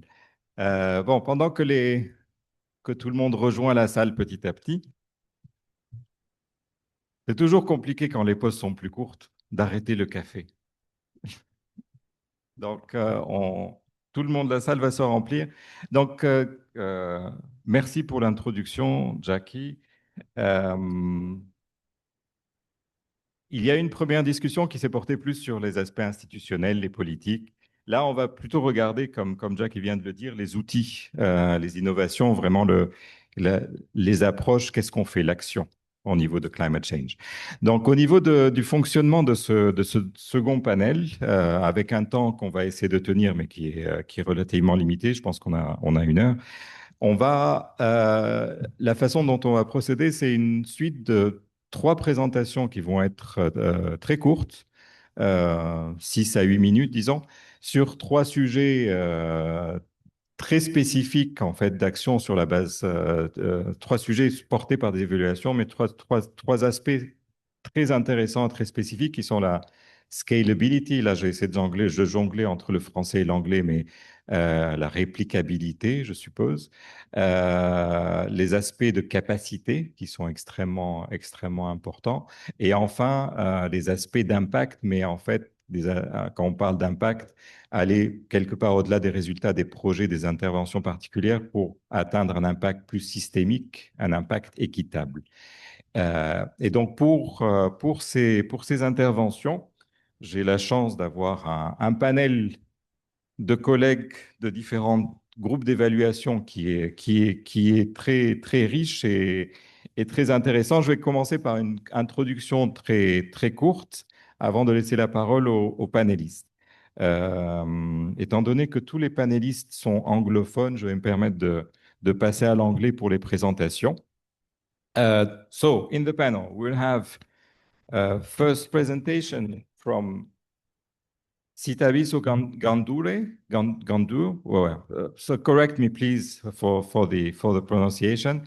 Who is an independent evaluation consultant, and she's member of the Adaptation Fund Technical Evaluation Reference Group. And she will talk about designing for scalability and adaptation. So lessons from the Adaptation Fund evaluation. Sitabiso, I'm sorry if I mispronounced your name. Are you online with us? Yes, I'm online. Welcome, and thank you very much. Can you hear me? Then we'll have a presentation from colleagues from the Independent Evaluation Office of the Global Environmental Facility, GEF, and they will do a joint presentation. So Niraj Kumar Niji, Senior Evaluation Officer, and Rasek Nyambro, Evaluation Analyst. And they will talk about lessons from 2 different evaluations, tools and innovations for climate change, lessons from sustainable cities and Pacific SIDS evaluations. Niraj and Rasek, can you hear us? Are you with us on the panel, online? Yes, I can hear you. Thank you. Thank you very much, and welcome. And the last presentation will be from Lauren Kelly, who is Lead Evaluation Officer, Planet Unit in IEG, so Independent Evaluation Group of the World Bank Group.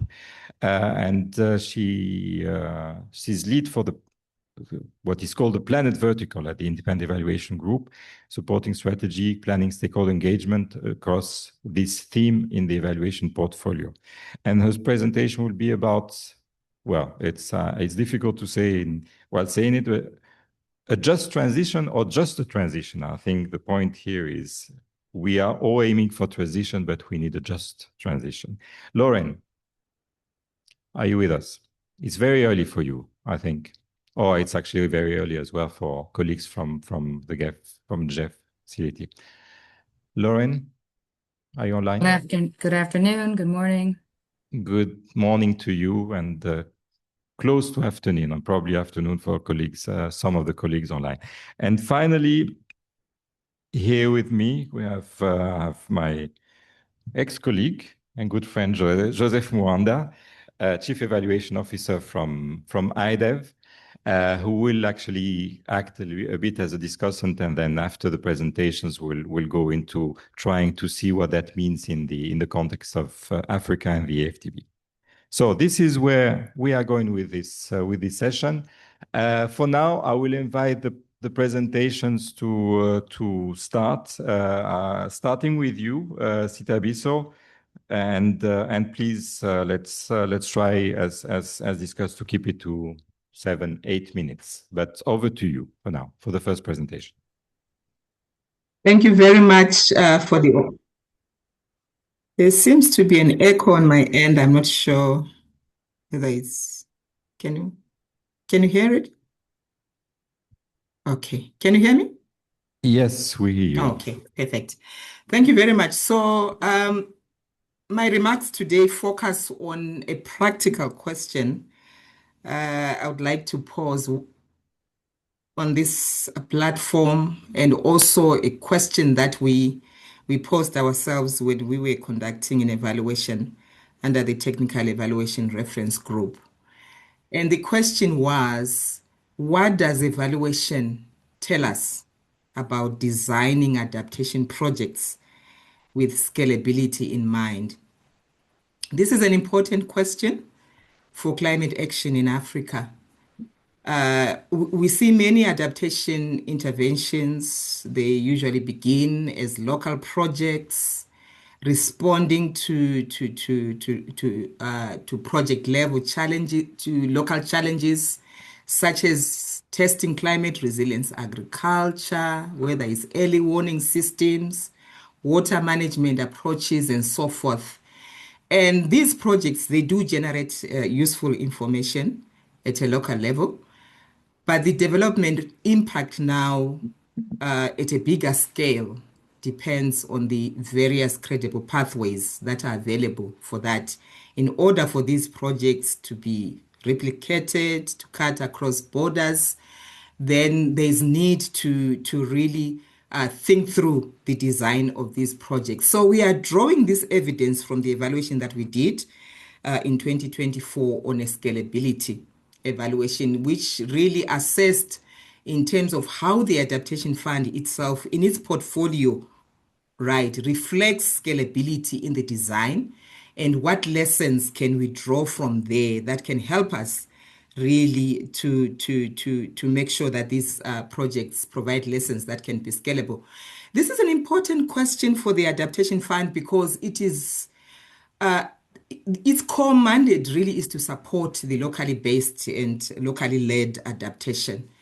And we see that engraved in its medium-term strategy and so forth. So it is really critical and important for them to understand. And I think it's a question which is really relevant from the presentations from this morning. I think it's a question that's highly relevant for Africa, right? That many climate risks, as we've heard this morning, are not confined to one location, right? In so many ways. But while many of our evaluation focus on projects, but we need to see and find solutions for scaling up. So we are going to provide just a snapshot of some of the lessons we generated from this evaluation. So this evaluation was looking at first of all, the portfolio itself of the projects that are available in terms of really looking at them. How did the design really take into consideration the scaling aspect? And then the other sample was then, how did these very projects contribute to scaling processes? And I think the most important contribution I would say is that of this evaluation, we identified distinct stages of scaling, right? So the scaling, which is the early piloting, right? We are coming with an innovation. We want to see the proof of concept. And the second component is really the piloting, which is intended for scaling, where projects are not only testing, but also they are demonstrating approaches on how these can be used on a wider scale. And the third now is how can these lessons be mainstreamed, replicated, or even expanded. So there are two main key findings that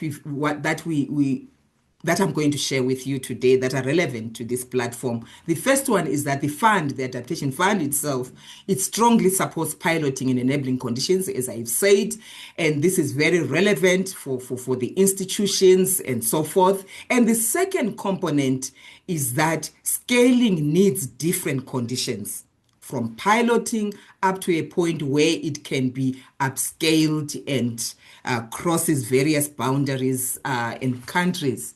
So our evidence points to conditions that are necessary for that, for piloting to be upscaled. The first one is strong local ownership, which is critical, stakeholder interest, the cost effectiveness, and the relevance to the local vulnerability and the needs. These are foundational and very critical. But for scaling, the requirements now become broader. Scaling needs partnerships that go beyond the original project, or project actors. So you need supporting policies, as we've heard this morning, institutional mandates, the needs for financing, and so forth. So this distinction matters because a community-level adaptation approach may work well in one location, but wider uptake requires more than just proving that it works well in one location. It requires us to know, to have clarity, who will take this forward? How will this be financed? And how does this align with existing systems?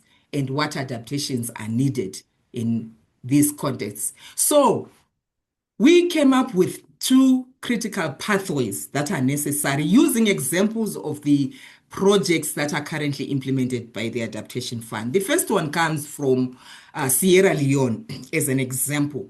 Here, the pathway was that the Adaptation Fund was supporting a project that was building on previous work which was financed by another source. And this project was previously financed by the GEF, Least Developed Countries Fund. So this project was really on climate resilience in the cocoa and rice sectors and was designed to scale up and replicate activities. So building on that financing from the GEF, the project was able to successfully be upscaled.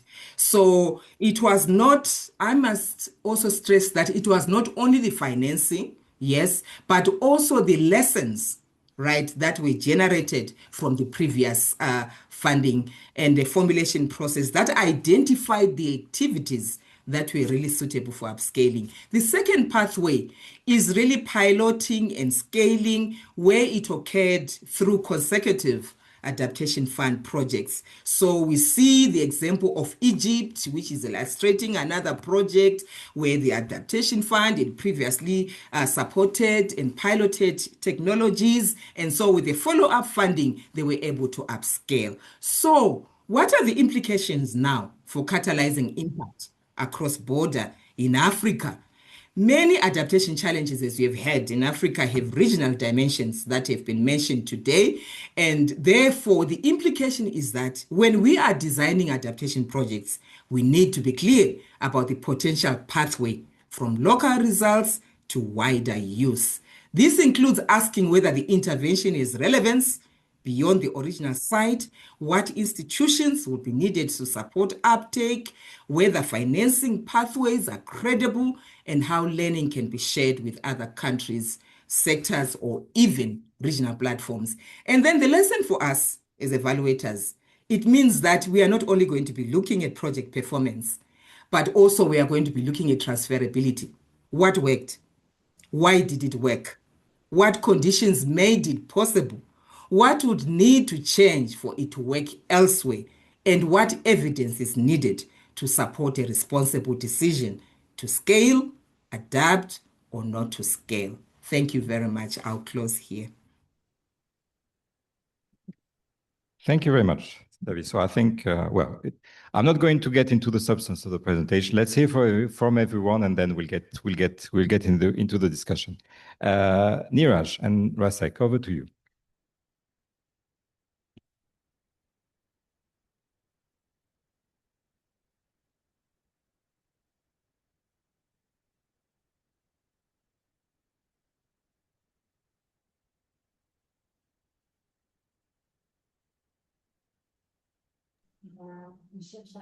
You are muted. Neeraj? Hi. Yes, go ahead. Thank you, Samer. We want to share findings from two evaluations that speak directly to what this panel is wrestling with. My colleague Rasek will cover the Pacific Islands, and I will cover the GEF Sustainable Cities program. The program was launched in 2016 and has since covered more than 90 cities across 33 countries. The program started from a simple observation. You cannot solve urban climate problems one sector at a time. Flooding, transport, land use, biodiversity, and people's livelihoods are all connected. The core idea of the program is not the financing instrument that the GEF uses or a particular technology. It is the use of integrated approaches adapted to local contexts, not just bringing different actors together, but aligning the underlying systems, planning frameworks, financing, regulations, and governance across national and city levels so that they reinforce each other. In urban settings where climate challenges cut across sectors and scales, that alignment itself is the innovation. In Africa, that approach is producing real results. In Dakar, drainage investments cut the regularly flooded area from 12 square kilometers to 1 square kilometer. The outcome required infrastructure, land use, and sanitation work to happen simultaneously. A drainage project alone would not have done it. In Freetown, the project helped the city council raise additional money for tree planting and land restoration. In Abidjan, it supported the creation of a city planning observatory. In Zimbabwe, the program improved conditions for women working in informal waste collection. These are not just environmental results. These are also economic and social results, and that combination matters for sustaining political support. But I want to be honest about what the evaluation also found. Good plans in Peru and Mexico did not get implemented because of change in government and constraints of the public investment systems. In South Africa, changes in government, staff turnover, and complexity of waste to energy procurement system broke momentum that had taken years to build. At one point, the project went without a project manager for more than 2 years. So the question the evaluation really asks is, what does it take for results to be achieved and sustained? The answer has 2 parts. On achieving results, the evaluation points to matching the approach to what governments can actually do. Where the implementation stalled, it was almost always because the program asked more than what the system could deliver. On sustaining results, the answer is consistently whether what was achieved gets embedded in the government systems, in budgets, in formal plans, and in institutions that are still there after the project ends. In Johannesburg, roles created by the projects were taken on permanently by the city. The new housing standards were put into law. In Senegal, flood management committees kept working after the project closed. Where that kind of anchoring did not happen, results faded when the money ran out. The program is now investing in helping cities build pipelines of projects that attract follow-on financing. But it is still early to know how well that works over time. What the evaluation is clear on is this: the problem is not usually a lack of ambition and not always a lack of money.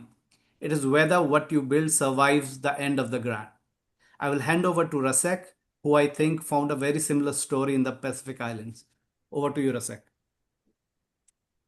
Thank you, Neeraj. Yes, I will stay with the same question Neeraj just raised about cities, but let's move to a very different setting. Small island states in the Pacific, also called Pacific Seats. And maybe at this point you are asking, if we are talking mainly about Africa, why bring the Pacific into the conversation? Well, these islands could be a useful mirror for many countries in Africa. Both regions have high climate vulnerability, high exposure to natural disasters, and economies that rest on climate-sensitive sectors like agriculture and fisheries. So while having contributed least to the emissions, driving it all. So these are similar characteristics. But they also share something mentioned in this panel, that ambition is in many cases high, but institutional capacity is thin. For example, only the IDEV has invested more than $500 million across 150 projects in the Pacific. And since 2008, the approach changed from standalone national projects into more regional and programmatic approaches. So our evaluation aims to respond to the question this session is built on: what tools we need to actually deliver. The first finding from the evaluation is encouraging. The regional approach, in fact, did add value compared to standalone and national projects. Stakeholders call it a global glue or regional glue, because it lets small countries with small administrations share technical staff, learn from one another, and reach expertise they could never find alone. Another important insight is that this regional approach pulled in more money. For instance, one regional project secured $35 million in co-financing from a private shipping company to recycle end-of-life vehicles. In another case, a GEF approach to nature-based jobs was adopted and scaled by the World Bank into a much larger follow-on project. But at the end, the core message is again related to capacity constraints, because these benefits only materialized where the approach respected the capacity that actually existed on the ground. Where it did not, the same tool failed. We found that program designs consistently overestimated national capacity, and the result was delay almost everywhere. Regional projects took on average 7 years to complete versus 5 years for national projects. Stakeholders described regional projects moving at the speed of the slowest player, and they noted more transaction costs that fell on government staff who already were saturated with much work. So let's respond to the question of what really separated the successful cases from the not successful. And we found two things, and both of them transfer directly to Africa. First, design for the capacity that exists and build capacity before you expect delivery, rather than trying to do both at once. And second, and as Neeraj just mentioned, anchor results in institutions that will still be there after the grant or the loan. The projects that sustained were the ones embedded in existing systems. For example, Tonga incorporated watershed management into its national plans. Vanuatu worked through traditional village leadership. Palau diversified its financing so that protected areas no longer depended on one single source.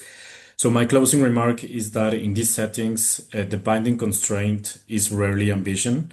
Even often it is not the financing amount is in many cases is not the big challenge or the main challenge, but it is whether the delivery tool is matched to the capacity on the ground. So let's prioritize financing the implementing capacity and the work of keeping results alive with a proper exit strategy, not only invest in the project pipeline. Thank you. Back to you, Samir. Thank you very much for this second very interesting again presentation. Presentation and then get into the discussion. Lauren, over to you. Thank you. Good afternoon, colleagues. And I'm going to present in English, and then I assume everyone will use their translation. Thank you for having IEG at this event. Honored to be here, and sorry that we can't be there in Abidjan today. I want to hark back to the comments that Dr. Harton and Dr. Kariuki made at the beginning of this presentation that have a lot to do with the urgency of what we're discussing today. Many of you have seen the research that have just come out on the El Nino, the 26 and 27 forecasts. And many of you are aware of the fact that there are going to be, according to these forecasts, some of the most intense climate effects in history, from flood to drought to storms to heat. And those effects will affect the country that you're sitting in now and all of Africa and many parts of the world. It is because of that urgency that I think we also need to pay attention to the example that Dr. Harton gave, and that is who matters when we talk about measuring the effects of our climate interventions in our development institutions. I want to present today, just briefly, what I think is a core question within our evaluation community when we think about bringing evidence to policymaking on climate action. And that question is something that's been looming with us, I think now for more than a decade, which is about the just transition.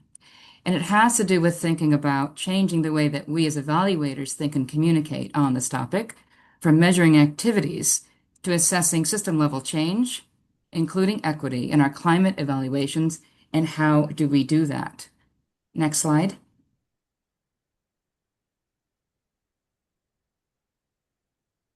Thank you. So we propose a new framework for climate evaluation. And I think all of our institutions are wrestling with the same question. How do we move from co-benefits to who benefits in a discussion of vulnerability, enhanced resilience, moving away from input to outcomes? And I will present this framework in the context of the work that we did, looking at an intervention that was designed to be scaled. And that is the Great Green Wall that our colleagues have also referenced today. And in that context, one can think of designing a new evaluation frame around levels if we are indeed looking at system level change. Okay, I don't think people can see the presentation, so I'm going to keep going and I'll let tech solve that. It can also be shared afterwards, by the way. We move between levels when we do system level analysis. We see it, Laura. Okay, just there's a comment in the chat, so I'll just let you know about that comment. Thank you for the heart. I don't know why there's emojis. Okay, I'll keep going. To evaluate such interventions along a system frame, we think about levels. We think about what was done when activities were completed. Did the system change occur and who benefited? And for the Great Green Wall, there's a high level of awareness with good evidence that there were real environment gains. So we talk about hectares restored, trees planted, trees being naturally regenerated. And these have been documented through good evaluation methodologies, not only through administrative data, not only through GIS and other Earth observation technologies, but also by on-the-ground sleuthing. We can also use those same technologies to think about how the system itself, with regard to soil cover, vegetation cover, thank you, and tree cover, increase, and how that led to increased productivity, increased crop productivity, increased soil and land productivity. And that has also been documented. But what we're suggesting in this evaluation framework is to understand how to engage on questions such as resilience and reduced vulnerability that we need to take a step further.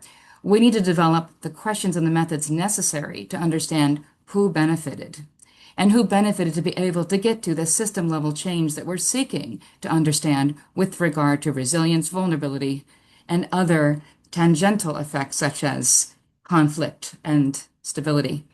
If we move to the next slide.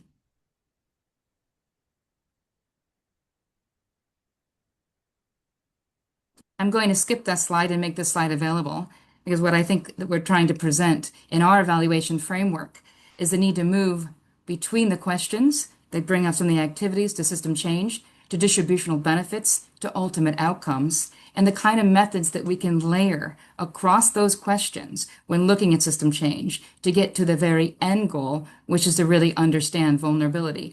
As you'll notice in the right-hand box on the bottom, this is hard stuff. This is resource-intensive stuff, and this is stuff that has to be planned pretty extensively in complex evaluations that measure system change if we are going to get the whole picture of how our climate interventions for increased resilience and reduced vulnerability. Next slide.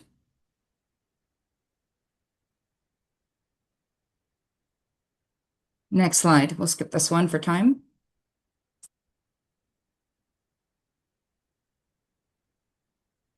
Great. So in short, the new paradigm for evaluating system change in our climate interventions would have to be framed by the questions we ask. So the questions themselves need to shape the findings, whereas we move from asking how many hectares were restored or whether there was reduced erosion, increased water availability, etc., to the more complex questions that we can determine building on some of our more advanced methods. In our work in Niger, for example, we used GIS and remote sensing technology to confirm that there was environmental recovery, and that's a very good thing. But other methods that we used, whether it were participatory mapping or anthropological interviews or repeat photography, uncovered structural or societal or other type of challenges that would affect the distributional benefits, that we are anticipating to see. The implication is that if we integrate equity-focused questions and mixed methods, into our evaluations from the offset, then we are more apt to capture system-level change. If we go to the last slide, please.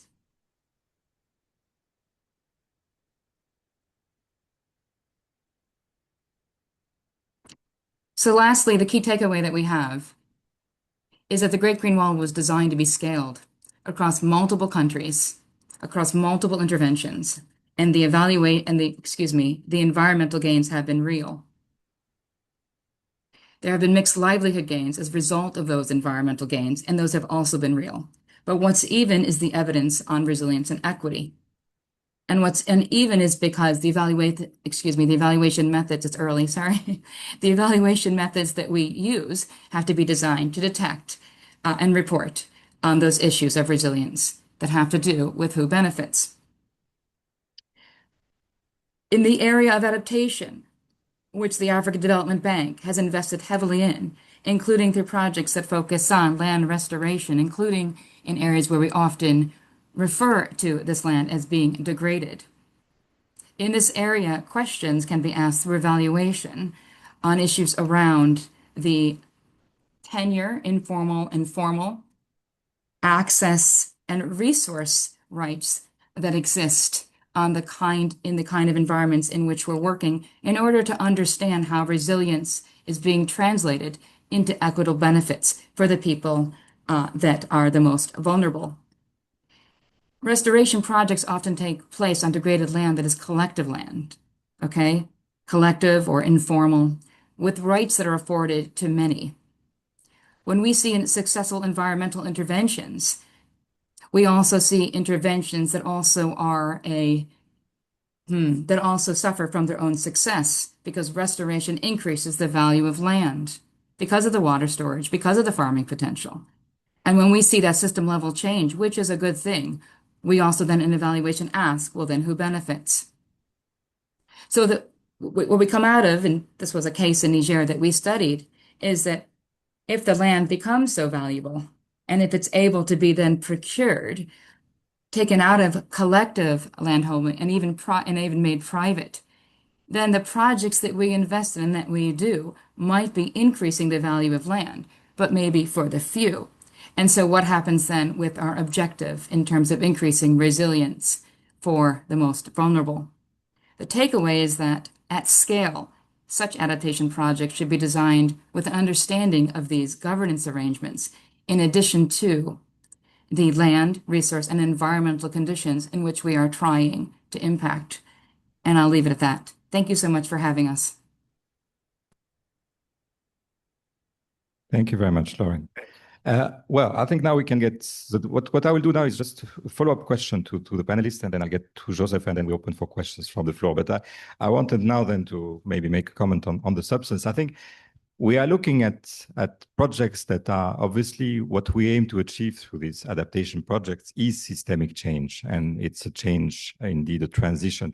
But we're looking at this, and that's going to be the question to the three presenters. We're looking at different angles, but if you think it in terms of projects, obviously you have an intervention, it has to achieve results, so it has to be designed to capacity, and it has to be sustainable. And then actually, if you want to achieve at larger scale, it has to be scalable. But at the same time, you start scaling and you achieve some more systemic impact, and you need to look at the equity and the distribution and how. But so all that, in a way, is fully interconnected. So, and that makes it an additional complication probably for evaluate. So, but the question to the presenters, and please in 1-2 minutes, is actually from what you have seen in the evaluations. We have had presentation on different dimensions. How do you see that these connected? And what's the actually, in terms of designing, is there a kind of magic recipe to bring all that together? So we can go in order. 1-2 minutes, please. Sitaviso, if you would start, please. Thank you very much. That is it's as you rightly said, it's a difficult question. But I think from our findings from the scalability evaluation, the issue is that to really think about those pathways. And also, I think from our understanding is to learn lessons from each other, right? To build from each other. So you are generating lessons from previous projects that have been implemented. And with those practical lessons now, they inform the practicability of really scaling up these projects. Because what works in one area, one continent, one country may not be the same in another area, but there are key ingredients to it. Definitely there needs to be conditions for scaling up, which is what is coming out from the evaluation that we did. I've mentioned issues of really looking at the projects, looking at the local ownership aspects, looking at the partnerships that are in place. Because as you rightly say, in order for that connectedness to happen, projects cannot operate in isolation. There needs to be partnerships, there needs between agencies, between government institutions and so forth. And also the last aspect is really on knowledge sharing. I'll stop from there. Thank you. Thank you very much. If that's okay, I'll ask for Jeff Niraj. Yeah, thank you, Samir. In the Sustainable Cities evaluation, we kind of found two different type of patterns how projects were addressing equity. One was with more intentionality, and this is where we found, like, for example, in Brazil, they had a lot of interventions related to nature-based solutions, which they took to the poorest neighborhoods of the city. Say in Recife, the filtering gardens were put in a poor neighborhood, and that kind of led to revitalization of a dump yard, which became a playground for basically kids from the poor neighborhood. So those type of interventions have very much intentionality embedded, where people think around, okay, what are the interventions we can take to people who are the most vulnerable, or who are the most left out in the usual scheme of things. And then there is another example where those type of aspects were not taken care of in the design stage, but were more related to how the managers, the project managers, kind of became innovative and tried to address it. So one example that comes to mind is from India, where in Guntur, they were, say, piloting electric vans to collect waste. And this was something that had likelihood of displacing the waste collection related female staff that was involved in collecting waste. And what the managers did there was to train the women sanitation workers in driving those vans, and at the same time ensuring that they have the skills, and then they are able to pick up those new jobs that came up. So that kind of was with the idea of ensuring equity and empowering people who would have in normal course lost out. So those type of examples are there. What we found in the evaluation is, when you do think about these issues with intentionality, and you take your interventions to places with that mindset, they are more likely to have wider ramifications in terms of just transitions. And leaving it to the managers may work in some situation in terms of downstream action, but may not be as there would be situations where those you would have missed opportunity. So both these things are there and are useful for us to encourage. Thank you. Rasek, maybe. Yeah. If you don't mind. Just yeah, very quickly then, so that we can move to the... Yeah, just a very quick comment. Samir, as you mentioned, I think these dimensions aren't really separate. they connect, and the Pacific is a good example. For example, Tonga answered this question and this challenge by incorporating activities into its ministry's work. Vanuatu, by including village leadership in the communities that they already knew and trusted. So ownership sat with the people who will lead with the results, which at the end is also what equity looks like on the ground. So I think sustainability is what's left standing when scale is matched to capacity, locked in through a system change, as I mentioned in this couple of examples, and also shared fairly enough that everyone still has a reason to carry it once the project is gone. Thank you. Thank you. Thank you very much. And thanks for the concrete examples. Well, I think there is a word, something that is coming up of local ownership that is actually cutting across. But Lauren, on your take on this, the linkages in this area. I hear something that's cross-cutting, which is the user experience. I evaluated the Transmilenio in Colombia, which is the largest public transport system in Latin America. And what was really critical about the resilience of that system and the resilience of people along that line was that impact evaluation and assessments were conducted at every phase of the development of that process over 2 decades, so that what was not accessible was corrected through more affordability. But then when affordability was corrected, safety had to be attended to, because with affordability became overcrowdedness. And then once we solved that problem, there was a need to solve the environmental issues and moving towards electrification, and then using the carbon offsets and the credits for that.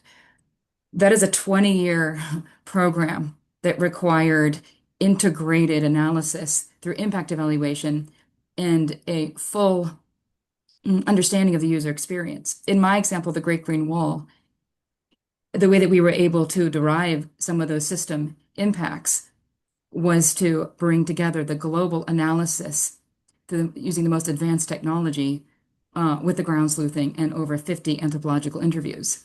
So my point is this: if we don't transect these methods, then I don't think we will get to the end of that system level effect, or we won't be able to communicate that to truly scale resilient solutions. Thank you.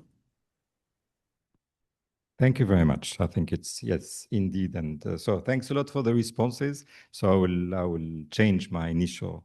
Local ownership is very much emerging, cross-cutting, but I think the notion of feedback loops, learning iteratively and adding and correcting is also something. So starting with something that is owned, but still checking the user experience and correcting along the way, which actually poses quite interesting questions for evaluation.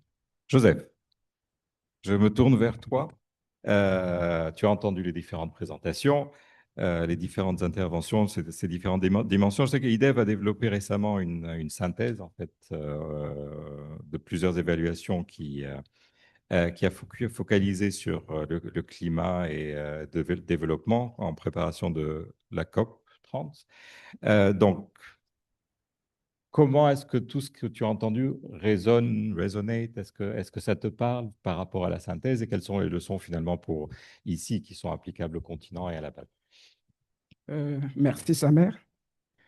En effet, dans le cadre de la COP 30 tenue à Belém, au Brésil, IDEV a préparé et lancé à Belém, comment on appelle ça, un produit de connaissances qui capitalise sur 10 années d'évaluation dans les secteurs clés comme l'énergie, l'eau, le transport, l'agriculture.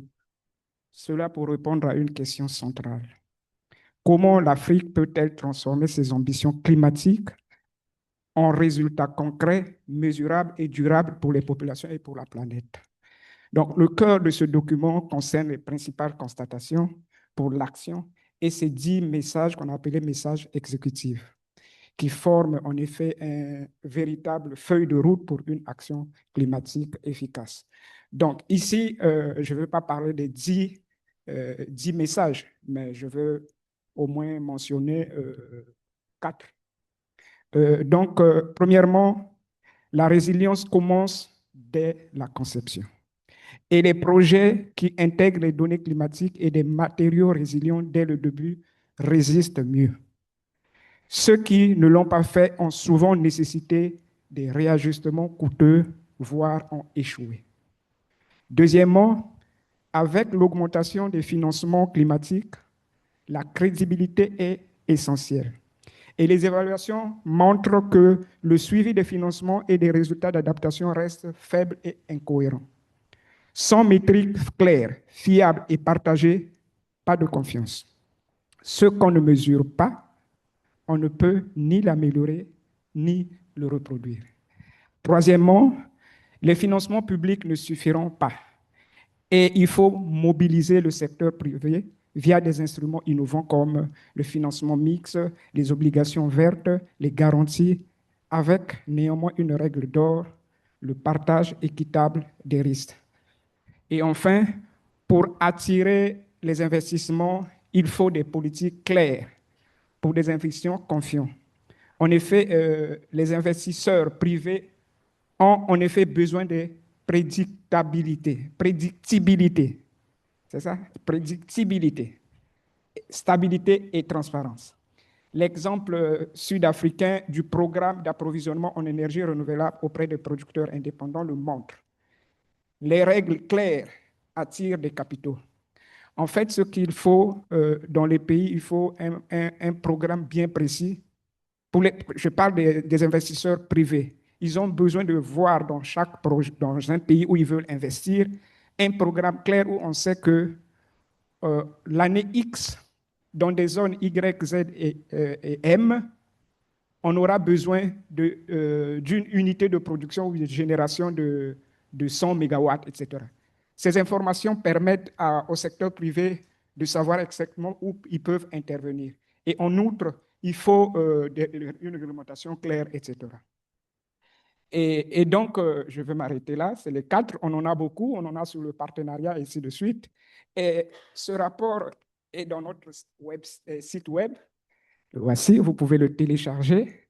C'est vraiment disponible. On a non seulement les messages clés, on a qu'est-ce qui marche, qu'est-ce qui ne marche pas dans chaque secteur, avec le prisme du changement climatique. Merci. Merci beaucoup, Joseph. Je pense que les disques messages clés doivent être tous tout aussi intéressants. Message exécutif, pardon. Donc oui, je pense un document à consulter. Il nous reste une dizaine de minutes pour des questions, pour l'interaction. Je propose de prendre une ou deux à trois questions éventuellement, et ensuite on verra si on a le temps de prendre plus. Mais est-ce qu'il y en a déjà une?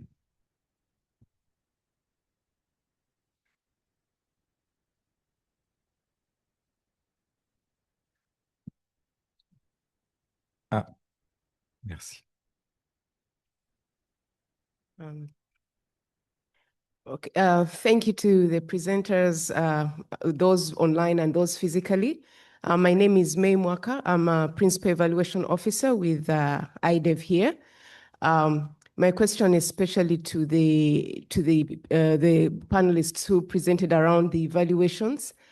What was your experience with, we're talking about climate change, we've talked about regional programs, and when we look at climate change as a regional public good, what were your lessons around drivers for success for climate change as an RPG, especially when we realize that sometimes there are conflicts between, either different countries or across borders?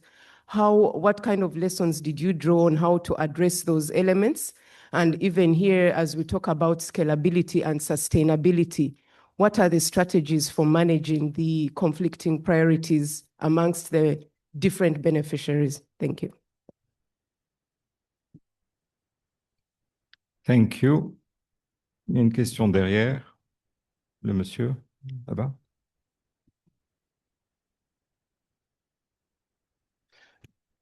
Thank you so much. I've heard quite a lot about the evaluations that have taken place all over the world, particularly on climate action. My two questions. Number one has to do with the uptake of the evaluation results. The question is, what deliberate actions have been in play or has been in place for those recommendations that were identified during those evaluations? Then the second one is there are quite a number of strategies, policies, documentations, but the part on action is quite, we are still quite behind in terms of action, particularly with issues to do with climate change. What then are the next steps with regards to these issues? Thank you, and back to you.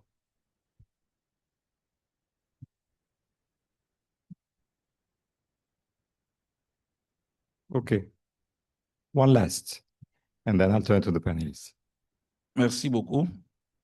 Et je voudrais féliciter les différents panélistes pour les interventions. Ma question est de savoir quel est le prisme du changement climatique, comment ils ont conduit les évaluations, quand on parle d'une évaluation qui est conduite, comment est-ce qu'ils prennent en compte le prisme du changement climatique dans le choix des questions évaluatives, suivant les critères de l'OCDE, comment est-ce que ces questions sont abordées concrètement, si on veut apprécier une intervention publique sous le prisme du changement climatique. Merci. Merci beaucoup pour les questions. I'm going to turn to the three presenters online. There are, I think, four questions. In total, there is one which is more related to climate as a regional public good and how to actually manage the trade-offs and how we look at trade-offs through the evaluations between conflicting priorities and potentially conflicting conflicts in general to scale from local to regional. There was a second question, which is what happened from the evaluation, so the actions from recommendations. One around the strategies and policies in place and what would be the next steps for these to evolve. And finally, one around general questions about the evaluation criteria and how to include the climate change angle in the evaluation questions. You don't have to take all of them, but if any of you, the four of you, want to speak to any of the questions, please go ahead, whoever wants to jump in. And short answer ideally, so that we try to finish on time. Okay. Thank you very much, Sama. I'll go first. You know, within the technical evaluation reference group, we have what we call ex post evaluations. So what we do, we go back after 5 years after the project has ended and actually look at the outcomes, what has been sustained, what has been upscaled. This is something that really is giving us a lot of information and a lot of insights. There is a question which was posed in terms of the opportunities that are there because we are dealing with institutions that are looking at beneficial level. The question was focusing on the transition from beneficiary to market actor, which also links to the question in terms of strategies. What we see even from the evidence that we have is that scalability is not only about expanding project coverage, right? It is also about changing the roles of the people from passive beneficiaries to actors who can actually sustain and adapt the models after the project scale. And that's what we find in our ex post evaluations.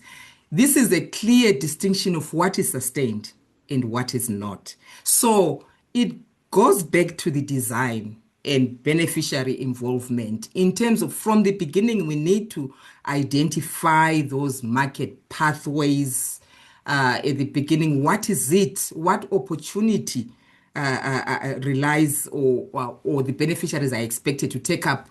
Is it on production? Is it on service provision? Is it on aggregation? Is it on processes? So we are looking at those tangible kind of prospects or entry points that can sustain the projects. I will answer that one and then go to the other interesting question on evidence use and uptake. Thank you for that question because it is a question that as an evaluation unit we are also grappling with. actually it's something that we really want. And also I know among ourselves as evaluation units, we are also talking about it on how we can enhance that.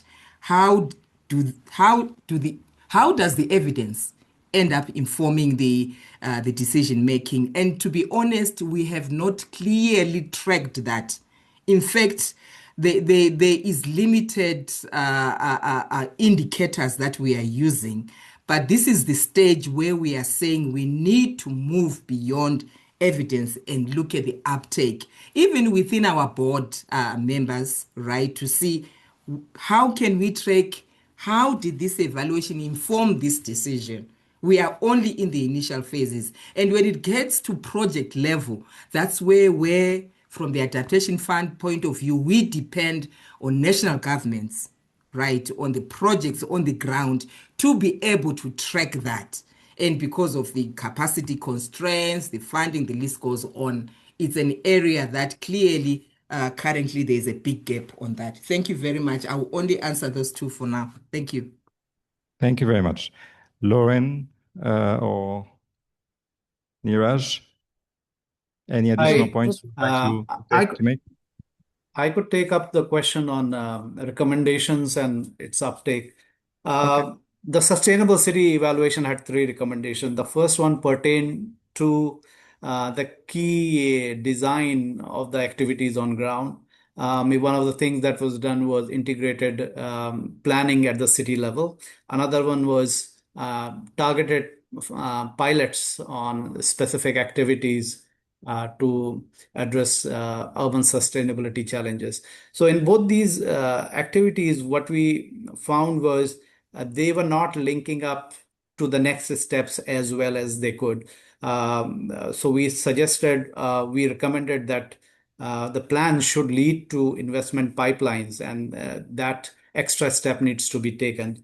There has to be more intentionality in the targeted pilots in terms of how these would be upscaled. So that mapping out of partners and involving them in these activities earlier on was something that we found was missing and could be strengthened. Then the program, which covers 33 countries, is coordinated through a global platform. And what we found was that the knowledge inputs that were coming from this global platform were not reflected in the design of the upcoming projects on ground. So what we asked for is a better alignment of the activities of this global platform and development of the new projects, so that knowledge that is gained and gathered through the global platform actually is reflected in activities on ground. And third, this program aimed at transformative change at scale. But its M&E framework or results measurement framework did not have any indicators that would measure systemic changes, long-term changes, and provide an idea whether the program itself is succeeding or not. So we call for changes in the M&E arrangements, especially the framework in future, so that these could be tracked in future. The management responded to these the evaluation recommendations and accepted all of these and presented a detailed plan as to how they will implement this in the upcoming replenishment cycle. Thank you. Thank you, Neeraj. I think we're getting, I was going to say close, but probably at the end of the session or so. I know that Sven is supposed to intervene later, so just asking for your indulgence for 1 or 2 minutes as we close this one. Sven, if you're online. Lauren, very quickly, did you want to add any element of response to the questions that were posed? 30 seconds, 1 minute. Yep, I would just say that objective-based evaluation is insufficient to do what we're trying to do in the realm of evaluating the effects of climate change. A lot of the examples today and the questions that you're asking are about developing M&E systems and evaluation frameworks that go beyond objective-based evaluation. And I'll leave it at that. Thank you. Thank you very much, Lauren. Finalement, le dernier mot. Est-ce qu'une réflexion, une réponse à ajouter, Joseph, ici? Je crois qu'au niveau d'IDEV, nous sommes sûrs du fait que les évidences évaluatives créent de la confiance. De la confiance au niveau des partenaires de la banque, je parle de la banque par exemple, ou des partenaires d'autres institutions. Et donc, nous croyons fermement aux évidences que nous produisons parce que ça permet, et notamment du fait que ces évidences sont produites par des structures dites indépendantes, ça renforce un peu la crédibilité sur ce que la banque fait. Et d'autre part, ça aide la banque d'apprendre de ses expériences. Et au niveau de la BAD, en termes de comment les évidences que nous générons sont utilisées, nous avons un processus qui est clair. Lorsque nous préparons une évaluation, nous faisons aussi des recommandations au management ou bien à la direction de la banque. Mais c'est clair que pour chaque recommandation que nous allons faire, la haute direction a l'obligation de donner une réponse sur comment ces recommandations vont être prises en compte. Donc, nous avons un processus clair qui permet de tenir compte de nos évaluations dans les processus futurs de la banque. Je crois que je vais m'arrêter là-bas. Merci beaucoup, Joseph. Je pense qu'on va s'arrêter là pour cette session. On est quelques minutes en retard. Un grand merci à tous les présentateurs et panélistes, Itaviso, Niraj, Rasek, Lauren et Joseph. Un applaudissement, s'il vous plaît, pour les... Et merci beaucoup à vous dans la salle et en ligne pour votre attention. Et je passe la parole à Jackie pour la suite du programme. Merci.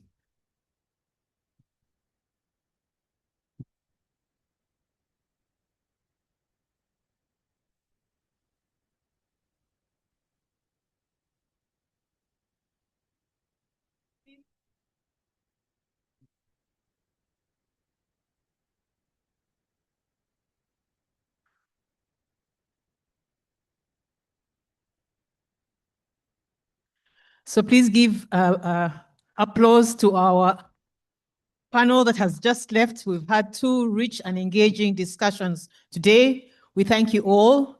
And this is the point at which we would like to invite Dr. Sven Hatten back. Remember, he made the opening remarks for this session. And now would like to invite you to please provide the session's key takeaways and closing reflections.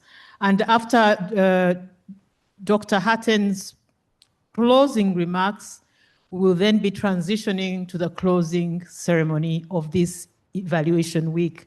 And that closing ceremony will be led by Jane Musumba, who is the Division Manager of Knowledge Management, Outreach, and Capacity Development Division of IDEV.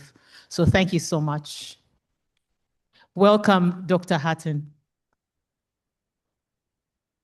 Thank you. Thank you so much for inviting me again with the impossible task to summarize this really rich and interesting morning in Abidjan, afternoon or early morning, depending on where you are. So thank you so much to all our panelists, moderators, the organizers, and of course to you, the participants in Abidjan and online. As we close this session, one thing is very clear. The question is no longer whether climate action in Africa is urgent. We all know that, right? The real question is how to make interventions more effective, more scalable, more sustainable, more inclusive. And we really heard some interesting points about this, how to make this happen. For instance, as Dr. Kariuki made clear, Africa is the continent of solutions. It is responding with commitment, innovation, and actions. I mean, the range of activities, of programs, for instance, by the African Development Bank is frankly just impressive, as are many actions of governments across Africa. So the collected evidence today show that they can support in guiding this response. Let me just take a few minutes and talk a bit about the two panels, because I wanted to reflect on some of those interesting remarks. So first, we talked about institutional strategies for climate action. What I take from that discussion is that ambition is important, and we've seen a lot of ambition, but that's not enough. Many institutions now have their climate commitment strategies and so on and so forth. But the real test is, as we heard from Dr. Kariuki, whether those commitments translate into effective implementation on the ground. And this takes more than headquarter levels of commitment. It requires the right alignment between strategy, action, the right staffing and capacities in the right locations on the ground. So in other words, climate action becomes real not only when it's a strategic priority, but when institutions have the right focus and are equipped to carry it through into practice.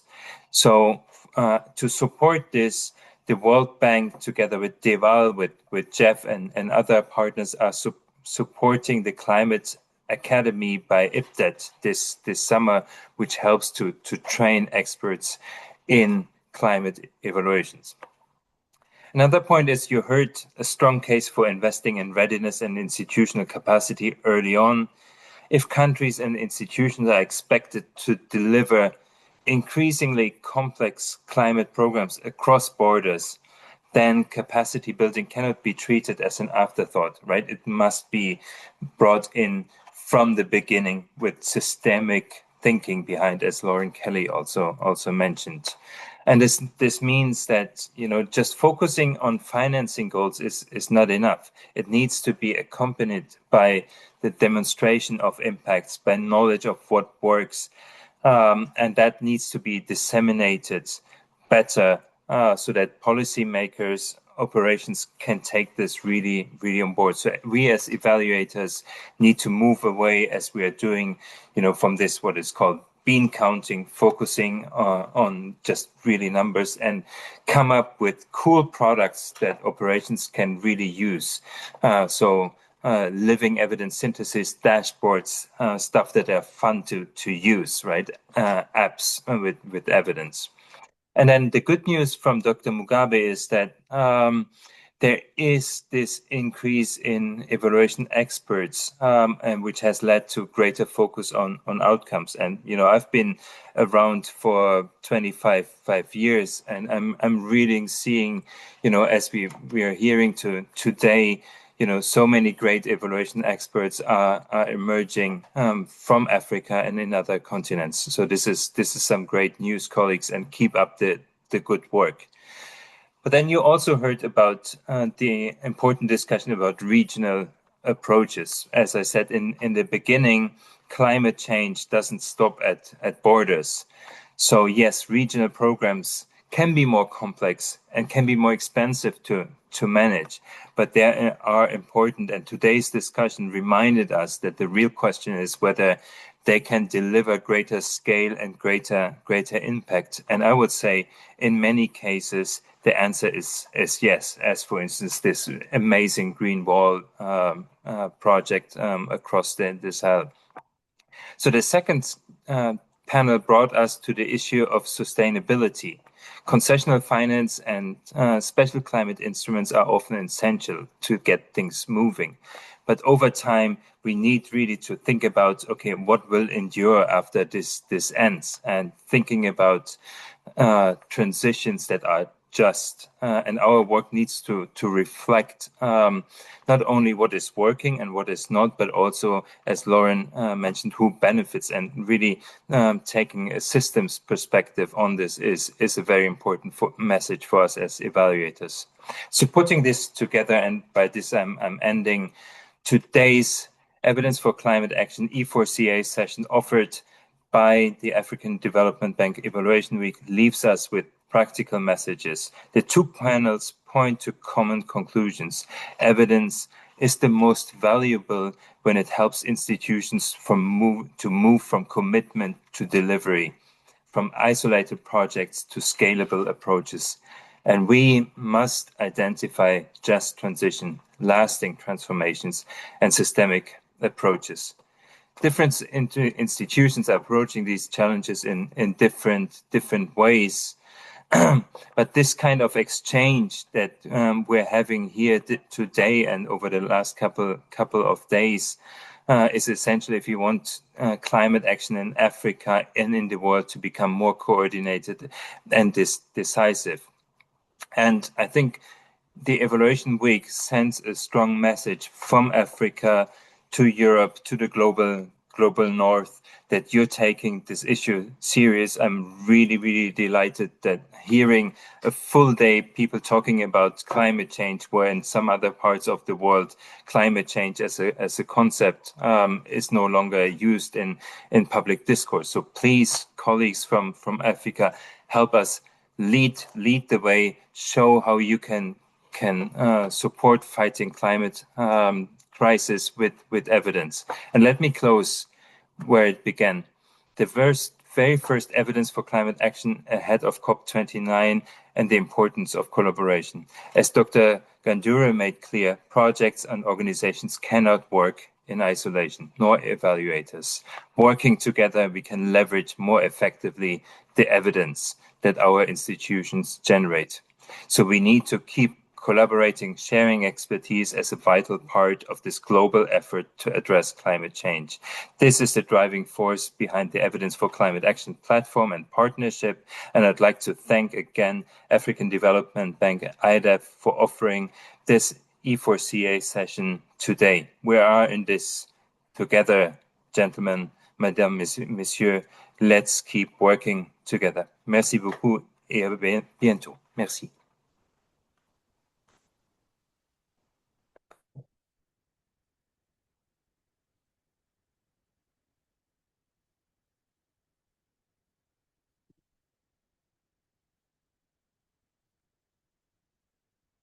Okay, thank you so much, Dr. Sven Hatton. Thank you for those closing remarks. You captured the key highlights from session 5. So distinguished guests, colleagues, partners, and friends, good afternoon. And good morning to our participants who are joining us from North America. I'm sure it's still very early for you. For those who haven't had the opportunity to meet you, my name is Jane Musumba. As my colleague mentioned, I'm the division manager for knowledge management, outreach, and evaluation capacity development with IDEV here at the bank. And it's a pleasure for me to guide you through this closing segment of the 2026 AfDB Development Evaluation Week. So thank you very much for your active participation in the final session. So we had a rich and timely discussion on evidence for climate action in Africa. So before we move to formally closing the week, we kindly ask you to remain with us.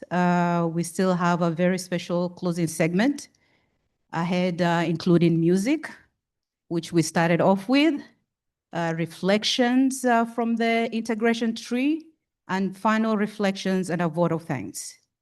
So to help us with the transition, I'm delighted to welcome back again les compagnons du SACAN. So as you know, given that we're hosting this event, even though it's hybrid, but also here at the bank in Abidjan. So music has a unique way of bringing people together. So after several days of dialogue, reflection, and learning, I hope, so this musical interlude will give us a moment again to pause, to connect, and celebrate the spirit of the exchange that we've had this whole week, or which has defined this week. So ladies and gentlemen, please join me to welcome les compagnons du SACAN. 1, 2, 3, 4.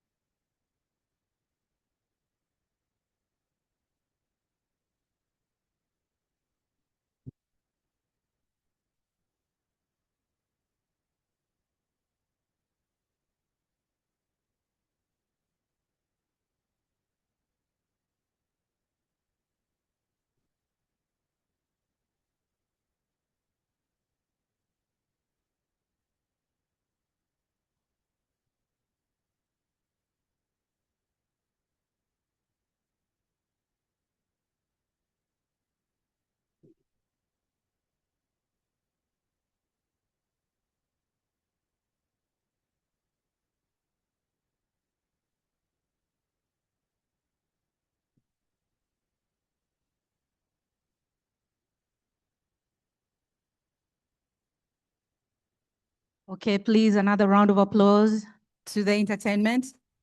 Thank you very much to Les Compagnons du Sacan for that beautiful performance. So as part of this evaluation week, participants were invited to engage not only through the formal sessions in the room or online, but also through reflection and dialogue beyond the stage. So for example, the participants in Abidjan, one way we captured those reflections was through the integration tree. So this was a space where participants shared thoughts, ideas, messages on what regional integration, evidence, learning, or development impact mean for Africa's future. So we'll now hear some of the key highlights and messages that emerge from that integration tree. Is my colleague here, Parfait? Okay, come on stage. So we'll now hear from Parfait. I'm pleased to invite Parfait Kwasi, who is the Evaluation Knowledge Assistant at IDEV. So throughout the week, he was basically managing the flow of the contributions on the tree.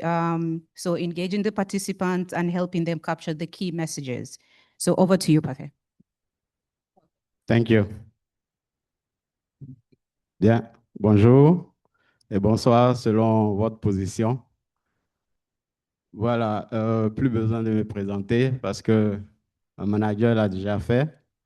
Alors, je vais vous présenter l'AB de l'intégration africaine. Alors, l'équipe en charge de l'organisation de la semaine de l'évaluation a décidé de concevoir l'AB pour permettre, dans le cadre de son plan de réseautage, pour permettre aux participants de faire grandir l'AB en idées. Alors, l'idée, c'était d'aller du premier jour jusqu'au troisième jour pour avoir un arbre plein d'idées, un arbre qui permet un meilleur réseautage. Alors, diapo, s'il vous plaît. Voilà. Donc, l'idée, c'était d'avoir un arbre en trois parties. Les racines qui représentent les fondements de l'intégration africaine, le tronc qui représente les actions de l'intégration africaine et les feuilles, la vision de l'intégration africaine. Alors, comme vous constatez, le premier jour, évidemment, l'arbre n'est pas chargé parce qu'il n'y avait pas assez d'inspiration. C'était le début. Alors, il fallait attendre que les sessions commencent pour que les participants soient mieux inspirés, aient des idées plus fixées pour remplir l'arbre. Diapo, s'il vous plaît. Alors, deuxième jour, c'est vrai, c'est un peu minuscule, mais en zoomant, on peut mieux lire. Alors, le deuxième jour, le troisième jour, voici comment se présente l'arbre. L'arbre est chargé d'idées et ces idées viennent de vous. Ce sont vos idées. Vous êtes prêtés au jeu de l'intégration. Et aujourd'hui, on a un arbre où on peut avoir plusieurs idées, que ce soit au niveau des fondements, qui sont la racine, au niveau du tronc, qui sont les actions, et au niveau des feuilles, qui représentent la vision. Alors, on n'a pas voulu s'arrêter là. On a essayé de faire une synthèse de toutes les idées, voilà, pour vous permettre de voir un peu ce qui ressort de cette table. Diapo. Alors, on a appelé ça synthèse stratégique de l'arbre de l'intégration. Les trois parties sont là, vision, les feuilles, fondement, les racines, et action, le tronc. Diapo. Alors, au niveau de la vision, nous avons fait ressortir deux grandes lignes. La première grande ligne, c'est que on a une Afrique intégrée et unifiée, caractérisée par la libre circulation des biens, des personnes et des idées, ainsi qu'un marché continental dynamique. Ça, c'est la première idée. Deuxième idée, un développement inclusif et durable, soutenu par l'innovation, l'industrialisation et une intégration économique renforcée à l'échelle régionale. Ce sont les deux grandes lignes qui sortent de la vision, qui sont les feuilles de notre arbre. Diapo. fondement de l'intégration au niveau des racines. Alors, la première idée, des bases institutionnelles et normatives solides, incluant les cadres continentaux comme l'Union africaine, la ZLECAf, les politiques régionales et la gouvernance. La deuxième idée, des valeurs et leviers structurants tels que la coopération régionale, le capital humain, les infrastructures et l'accès au financement. Diapo. Alors, les actions d'intégration africaine. Il faut des initiatives concrètes d'intégration comme le développement des infrastructures, la facilitation du commerce et la mise en œuvre de politiques régionales. La dernière idée, en ce qui concerne les actions, des mécanismes opérationnels et partenariats visant à renforcer les capacités, mobiliser les ressources et traduire la vision en résultats mesurables. Et donc, voici les grandes lignes qui ressortent de notre hub de l'intégration, votre hub, parce que tout cela vient de vous, ce sont vos idées et on a essayé de synthétiser de cette manière. Alors, l'arbre est encore là, on n'a pas encore dégagé l'arbre, vous pouvez toujours mettre des idées au niveau des feuilles, au niveau du tronc, au niveau des racines, et je pense que je voulais encore dire merci à tous ceux qui ont participé au jeu, parce que ça a été vraiment interactif, et je pense que notre objectif a été atteint. Je vous remercie.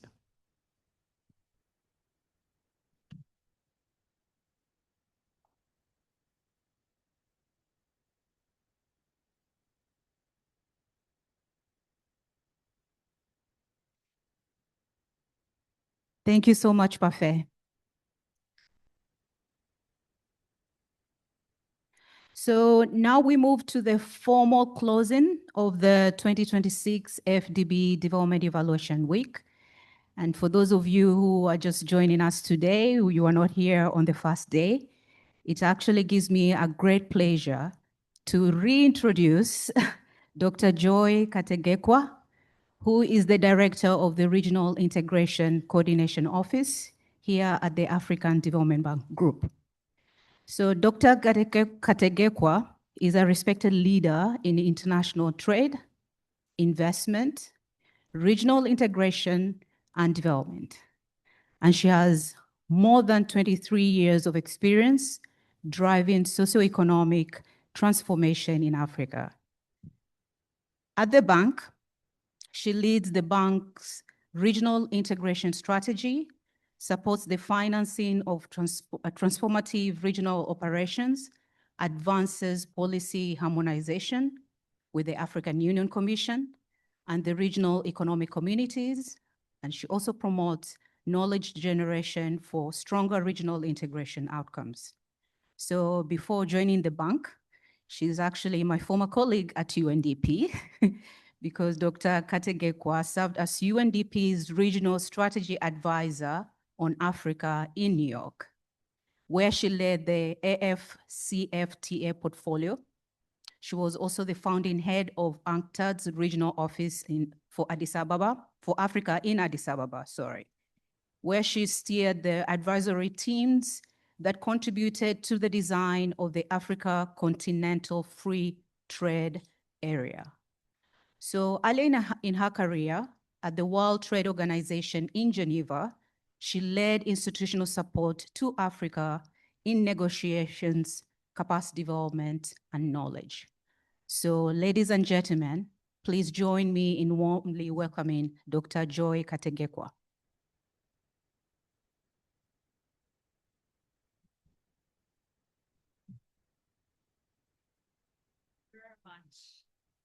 And congratulations to all of you for such a fascinating evaluation week. What we've done here over the last 3 days has significant value. Because when you talk about evaluation, essentially you're recognizing and honoring the fact that something has been done, that you are evaluating. So you came in at the start with rich knowledge, a lot of practice, a lot of reflections. The colleagues at the bank and partners have gone through the 3 days of interventions, discussions, etc.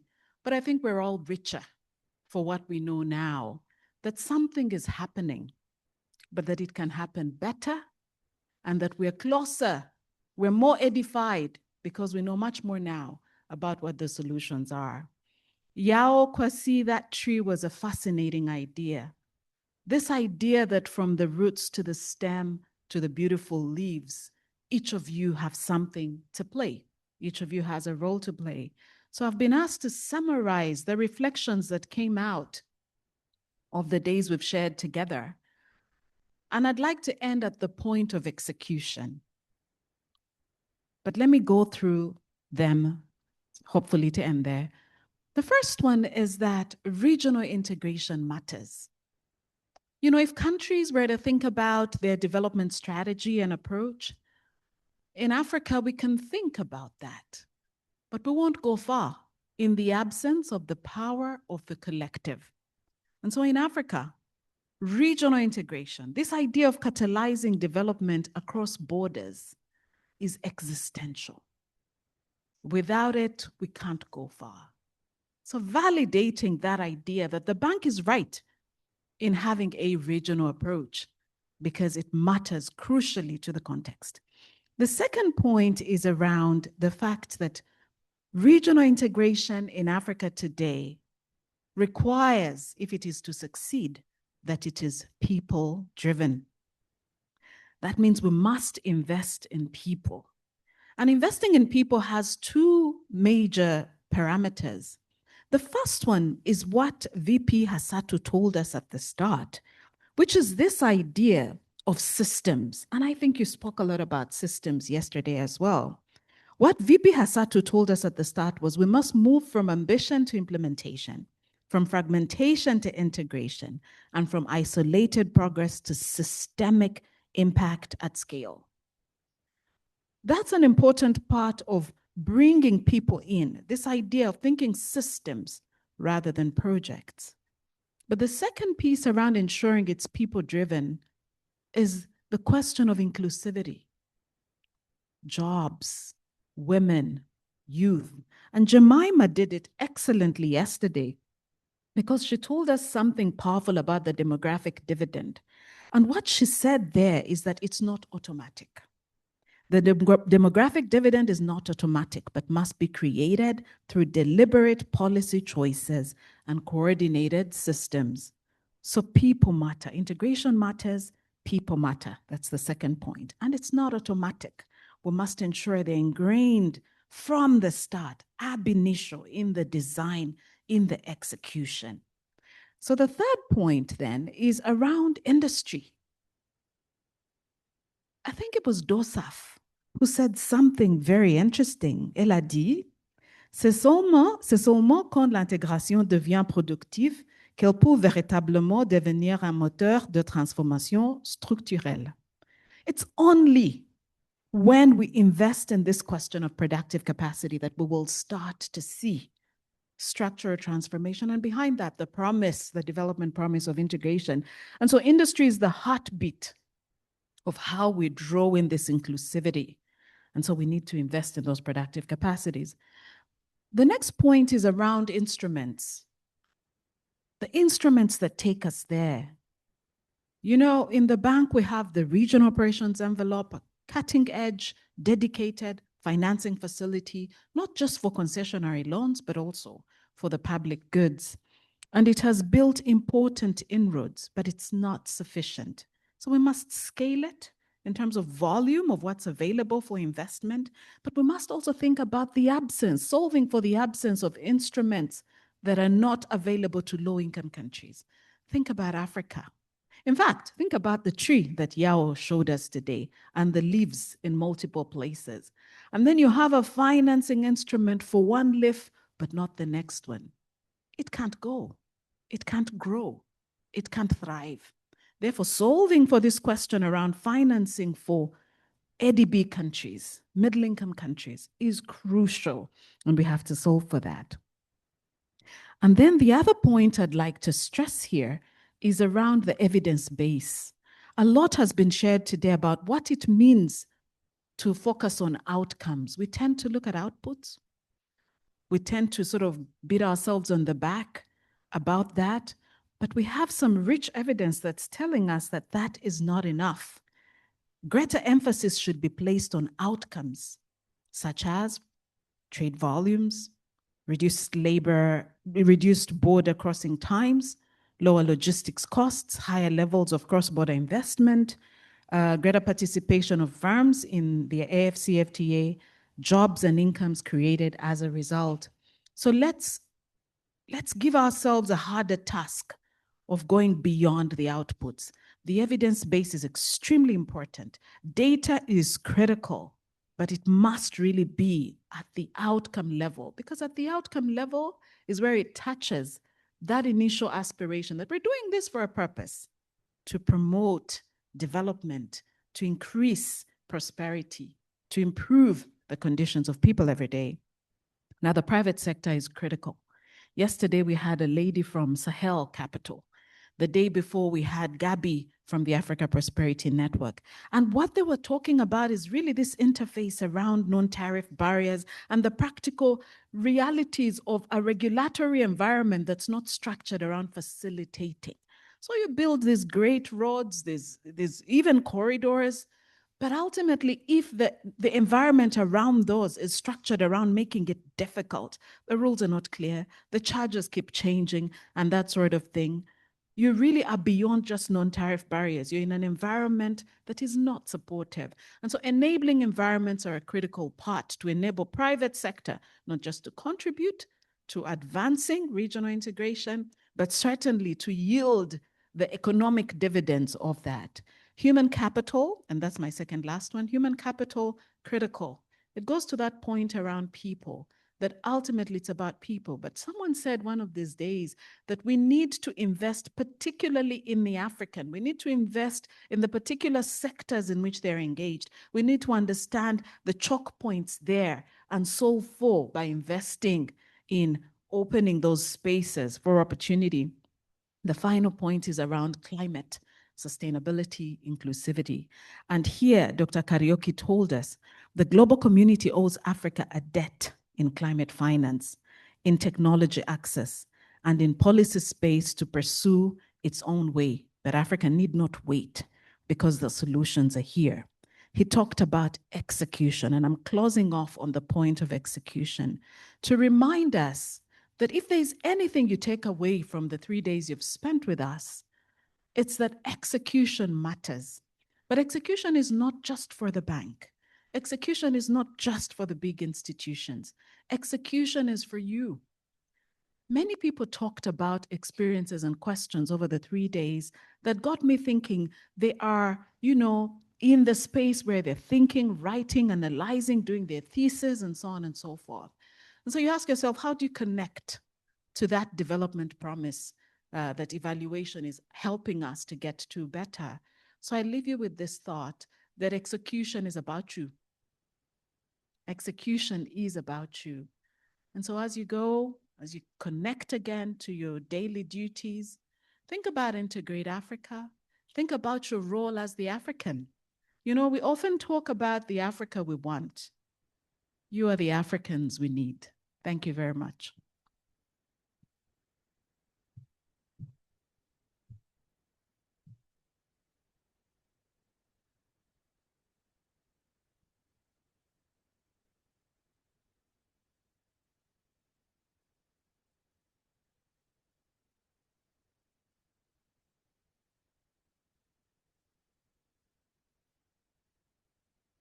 Okay. Thank you very much, Dr. Joy Kategekwa, for those thoughtful closing reflections and for helping us draw together some of the key insights from this week's conversation. Well, I guess you threw a challenge back at us, right? So execution is on us. We were talking throughout the week about so many commitments in the continent. But sometimes we forget that also part of those commitments, actually, they fall on us as an individual. What responsibilities do we have to drive the regional integration agenda in the continent? So thank you for reminding us of that. So distinguished guests, colleagues, partners, and friends, as we bring the 2026 AfDB Development Evaluation Week to a close, let me just begin with a question. So what happens after the evidence has been shared? When the lessons have been discussed and the conversation has ended? So what happens? I don't want you to respond, okay? That is for us just to reflect on. But for me, that is the real test of the evaluation week. So it's not about what we had over the past 3 days, but it's about what we do with what we had when we return to our offices, to our teams, to our countries, and our institutions. So over the past 3 days, we have reflected on how credible, timely, and useful evidence can help catalyze development impact across Africa's borders. We have also been reminded that regional integration is not only about infrastructure, strategies, or agreements. It is also about implementation, coordination, learning, adaptation, and results. I would like to sincerely thank the bank's senior management and the board of directors for their continued support for independent evaluation and for the use of evidence to strengthen the bank's work. So your engagement sends a very strong message that evaluation matters because better evidence leads to better decisions. Our appreciation also goes to all our speakers, moderators, panelists, and facilitators. So thank you very much for sharing your insights, experience, and practical lessons, and for helping us move the conversation from evidence to action. I also wish to sincerely thank you, the participants. So those joining us online and those in the room, representing our partners, regional member countries, development institutions, evaluation professionals, civil society is also here, and colleagues across the bank. So your active participation, thoughtful questions, reflections, and contributions have greatly enriched the dialogue this week. Allow me to give special recognition to 2 colleagues who led the organization of this evaluation week. So I wish to recognize Christine Bukania and Jacqueline Nyagahima. Please stand so we can.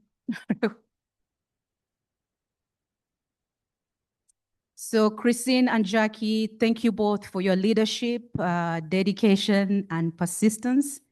Can I underscore persistence in bringing this event together? So thank you.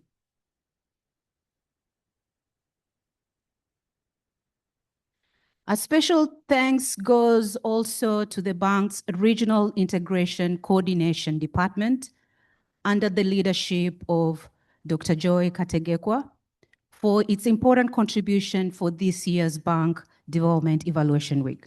Thank you so much, Joy.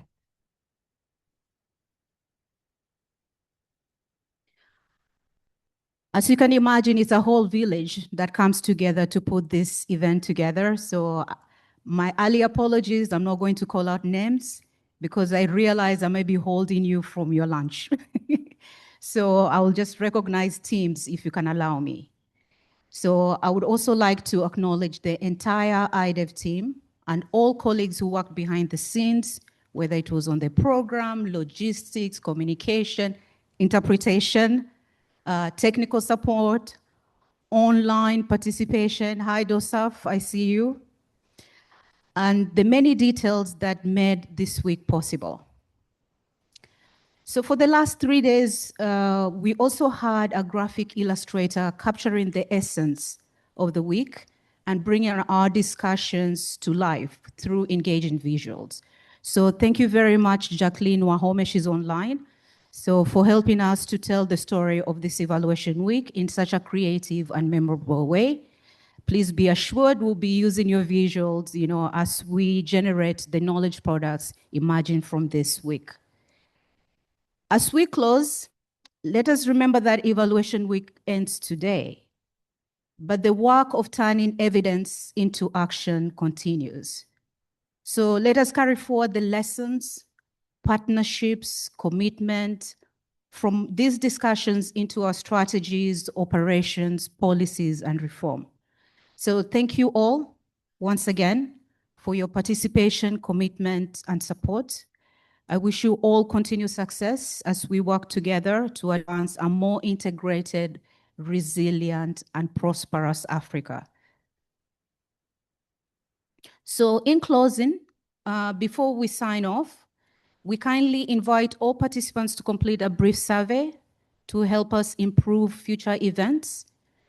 For example, the last edition in 2024, the feedback that we received, they enable us to tweak a little bit on how we organize the 2026 Evaluation Week. So for our online participants, the survey link will be shared as you sign off. For those in the room, a QR code is being shown on the screen. So thank you once again for your active participation in the 2026 AfDB Development Evaluation Week. To stay informed about our upcoming learning opportunities and knowledge sharing events, so please visit the IDEV website. And I know throughout the week, some of you have been asking about the speeches that were shared, the presentation. Please be assured that when you go on IDEV website, maybe by the end of this week, you'll start seeing the material uploaded. So we look forward to connecting with you again. Thank you and goodbye.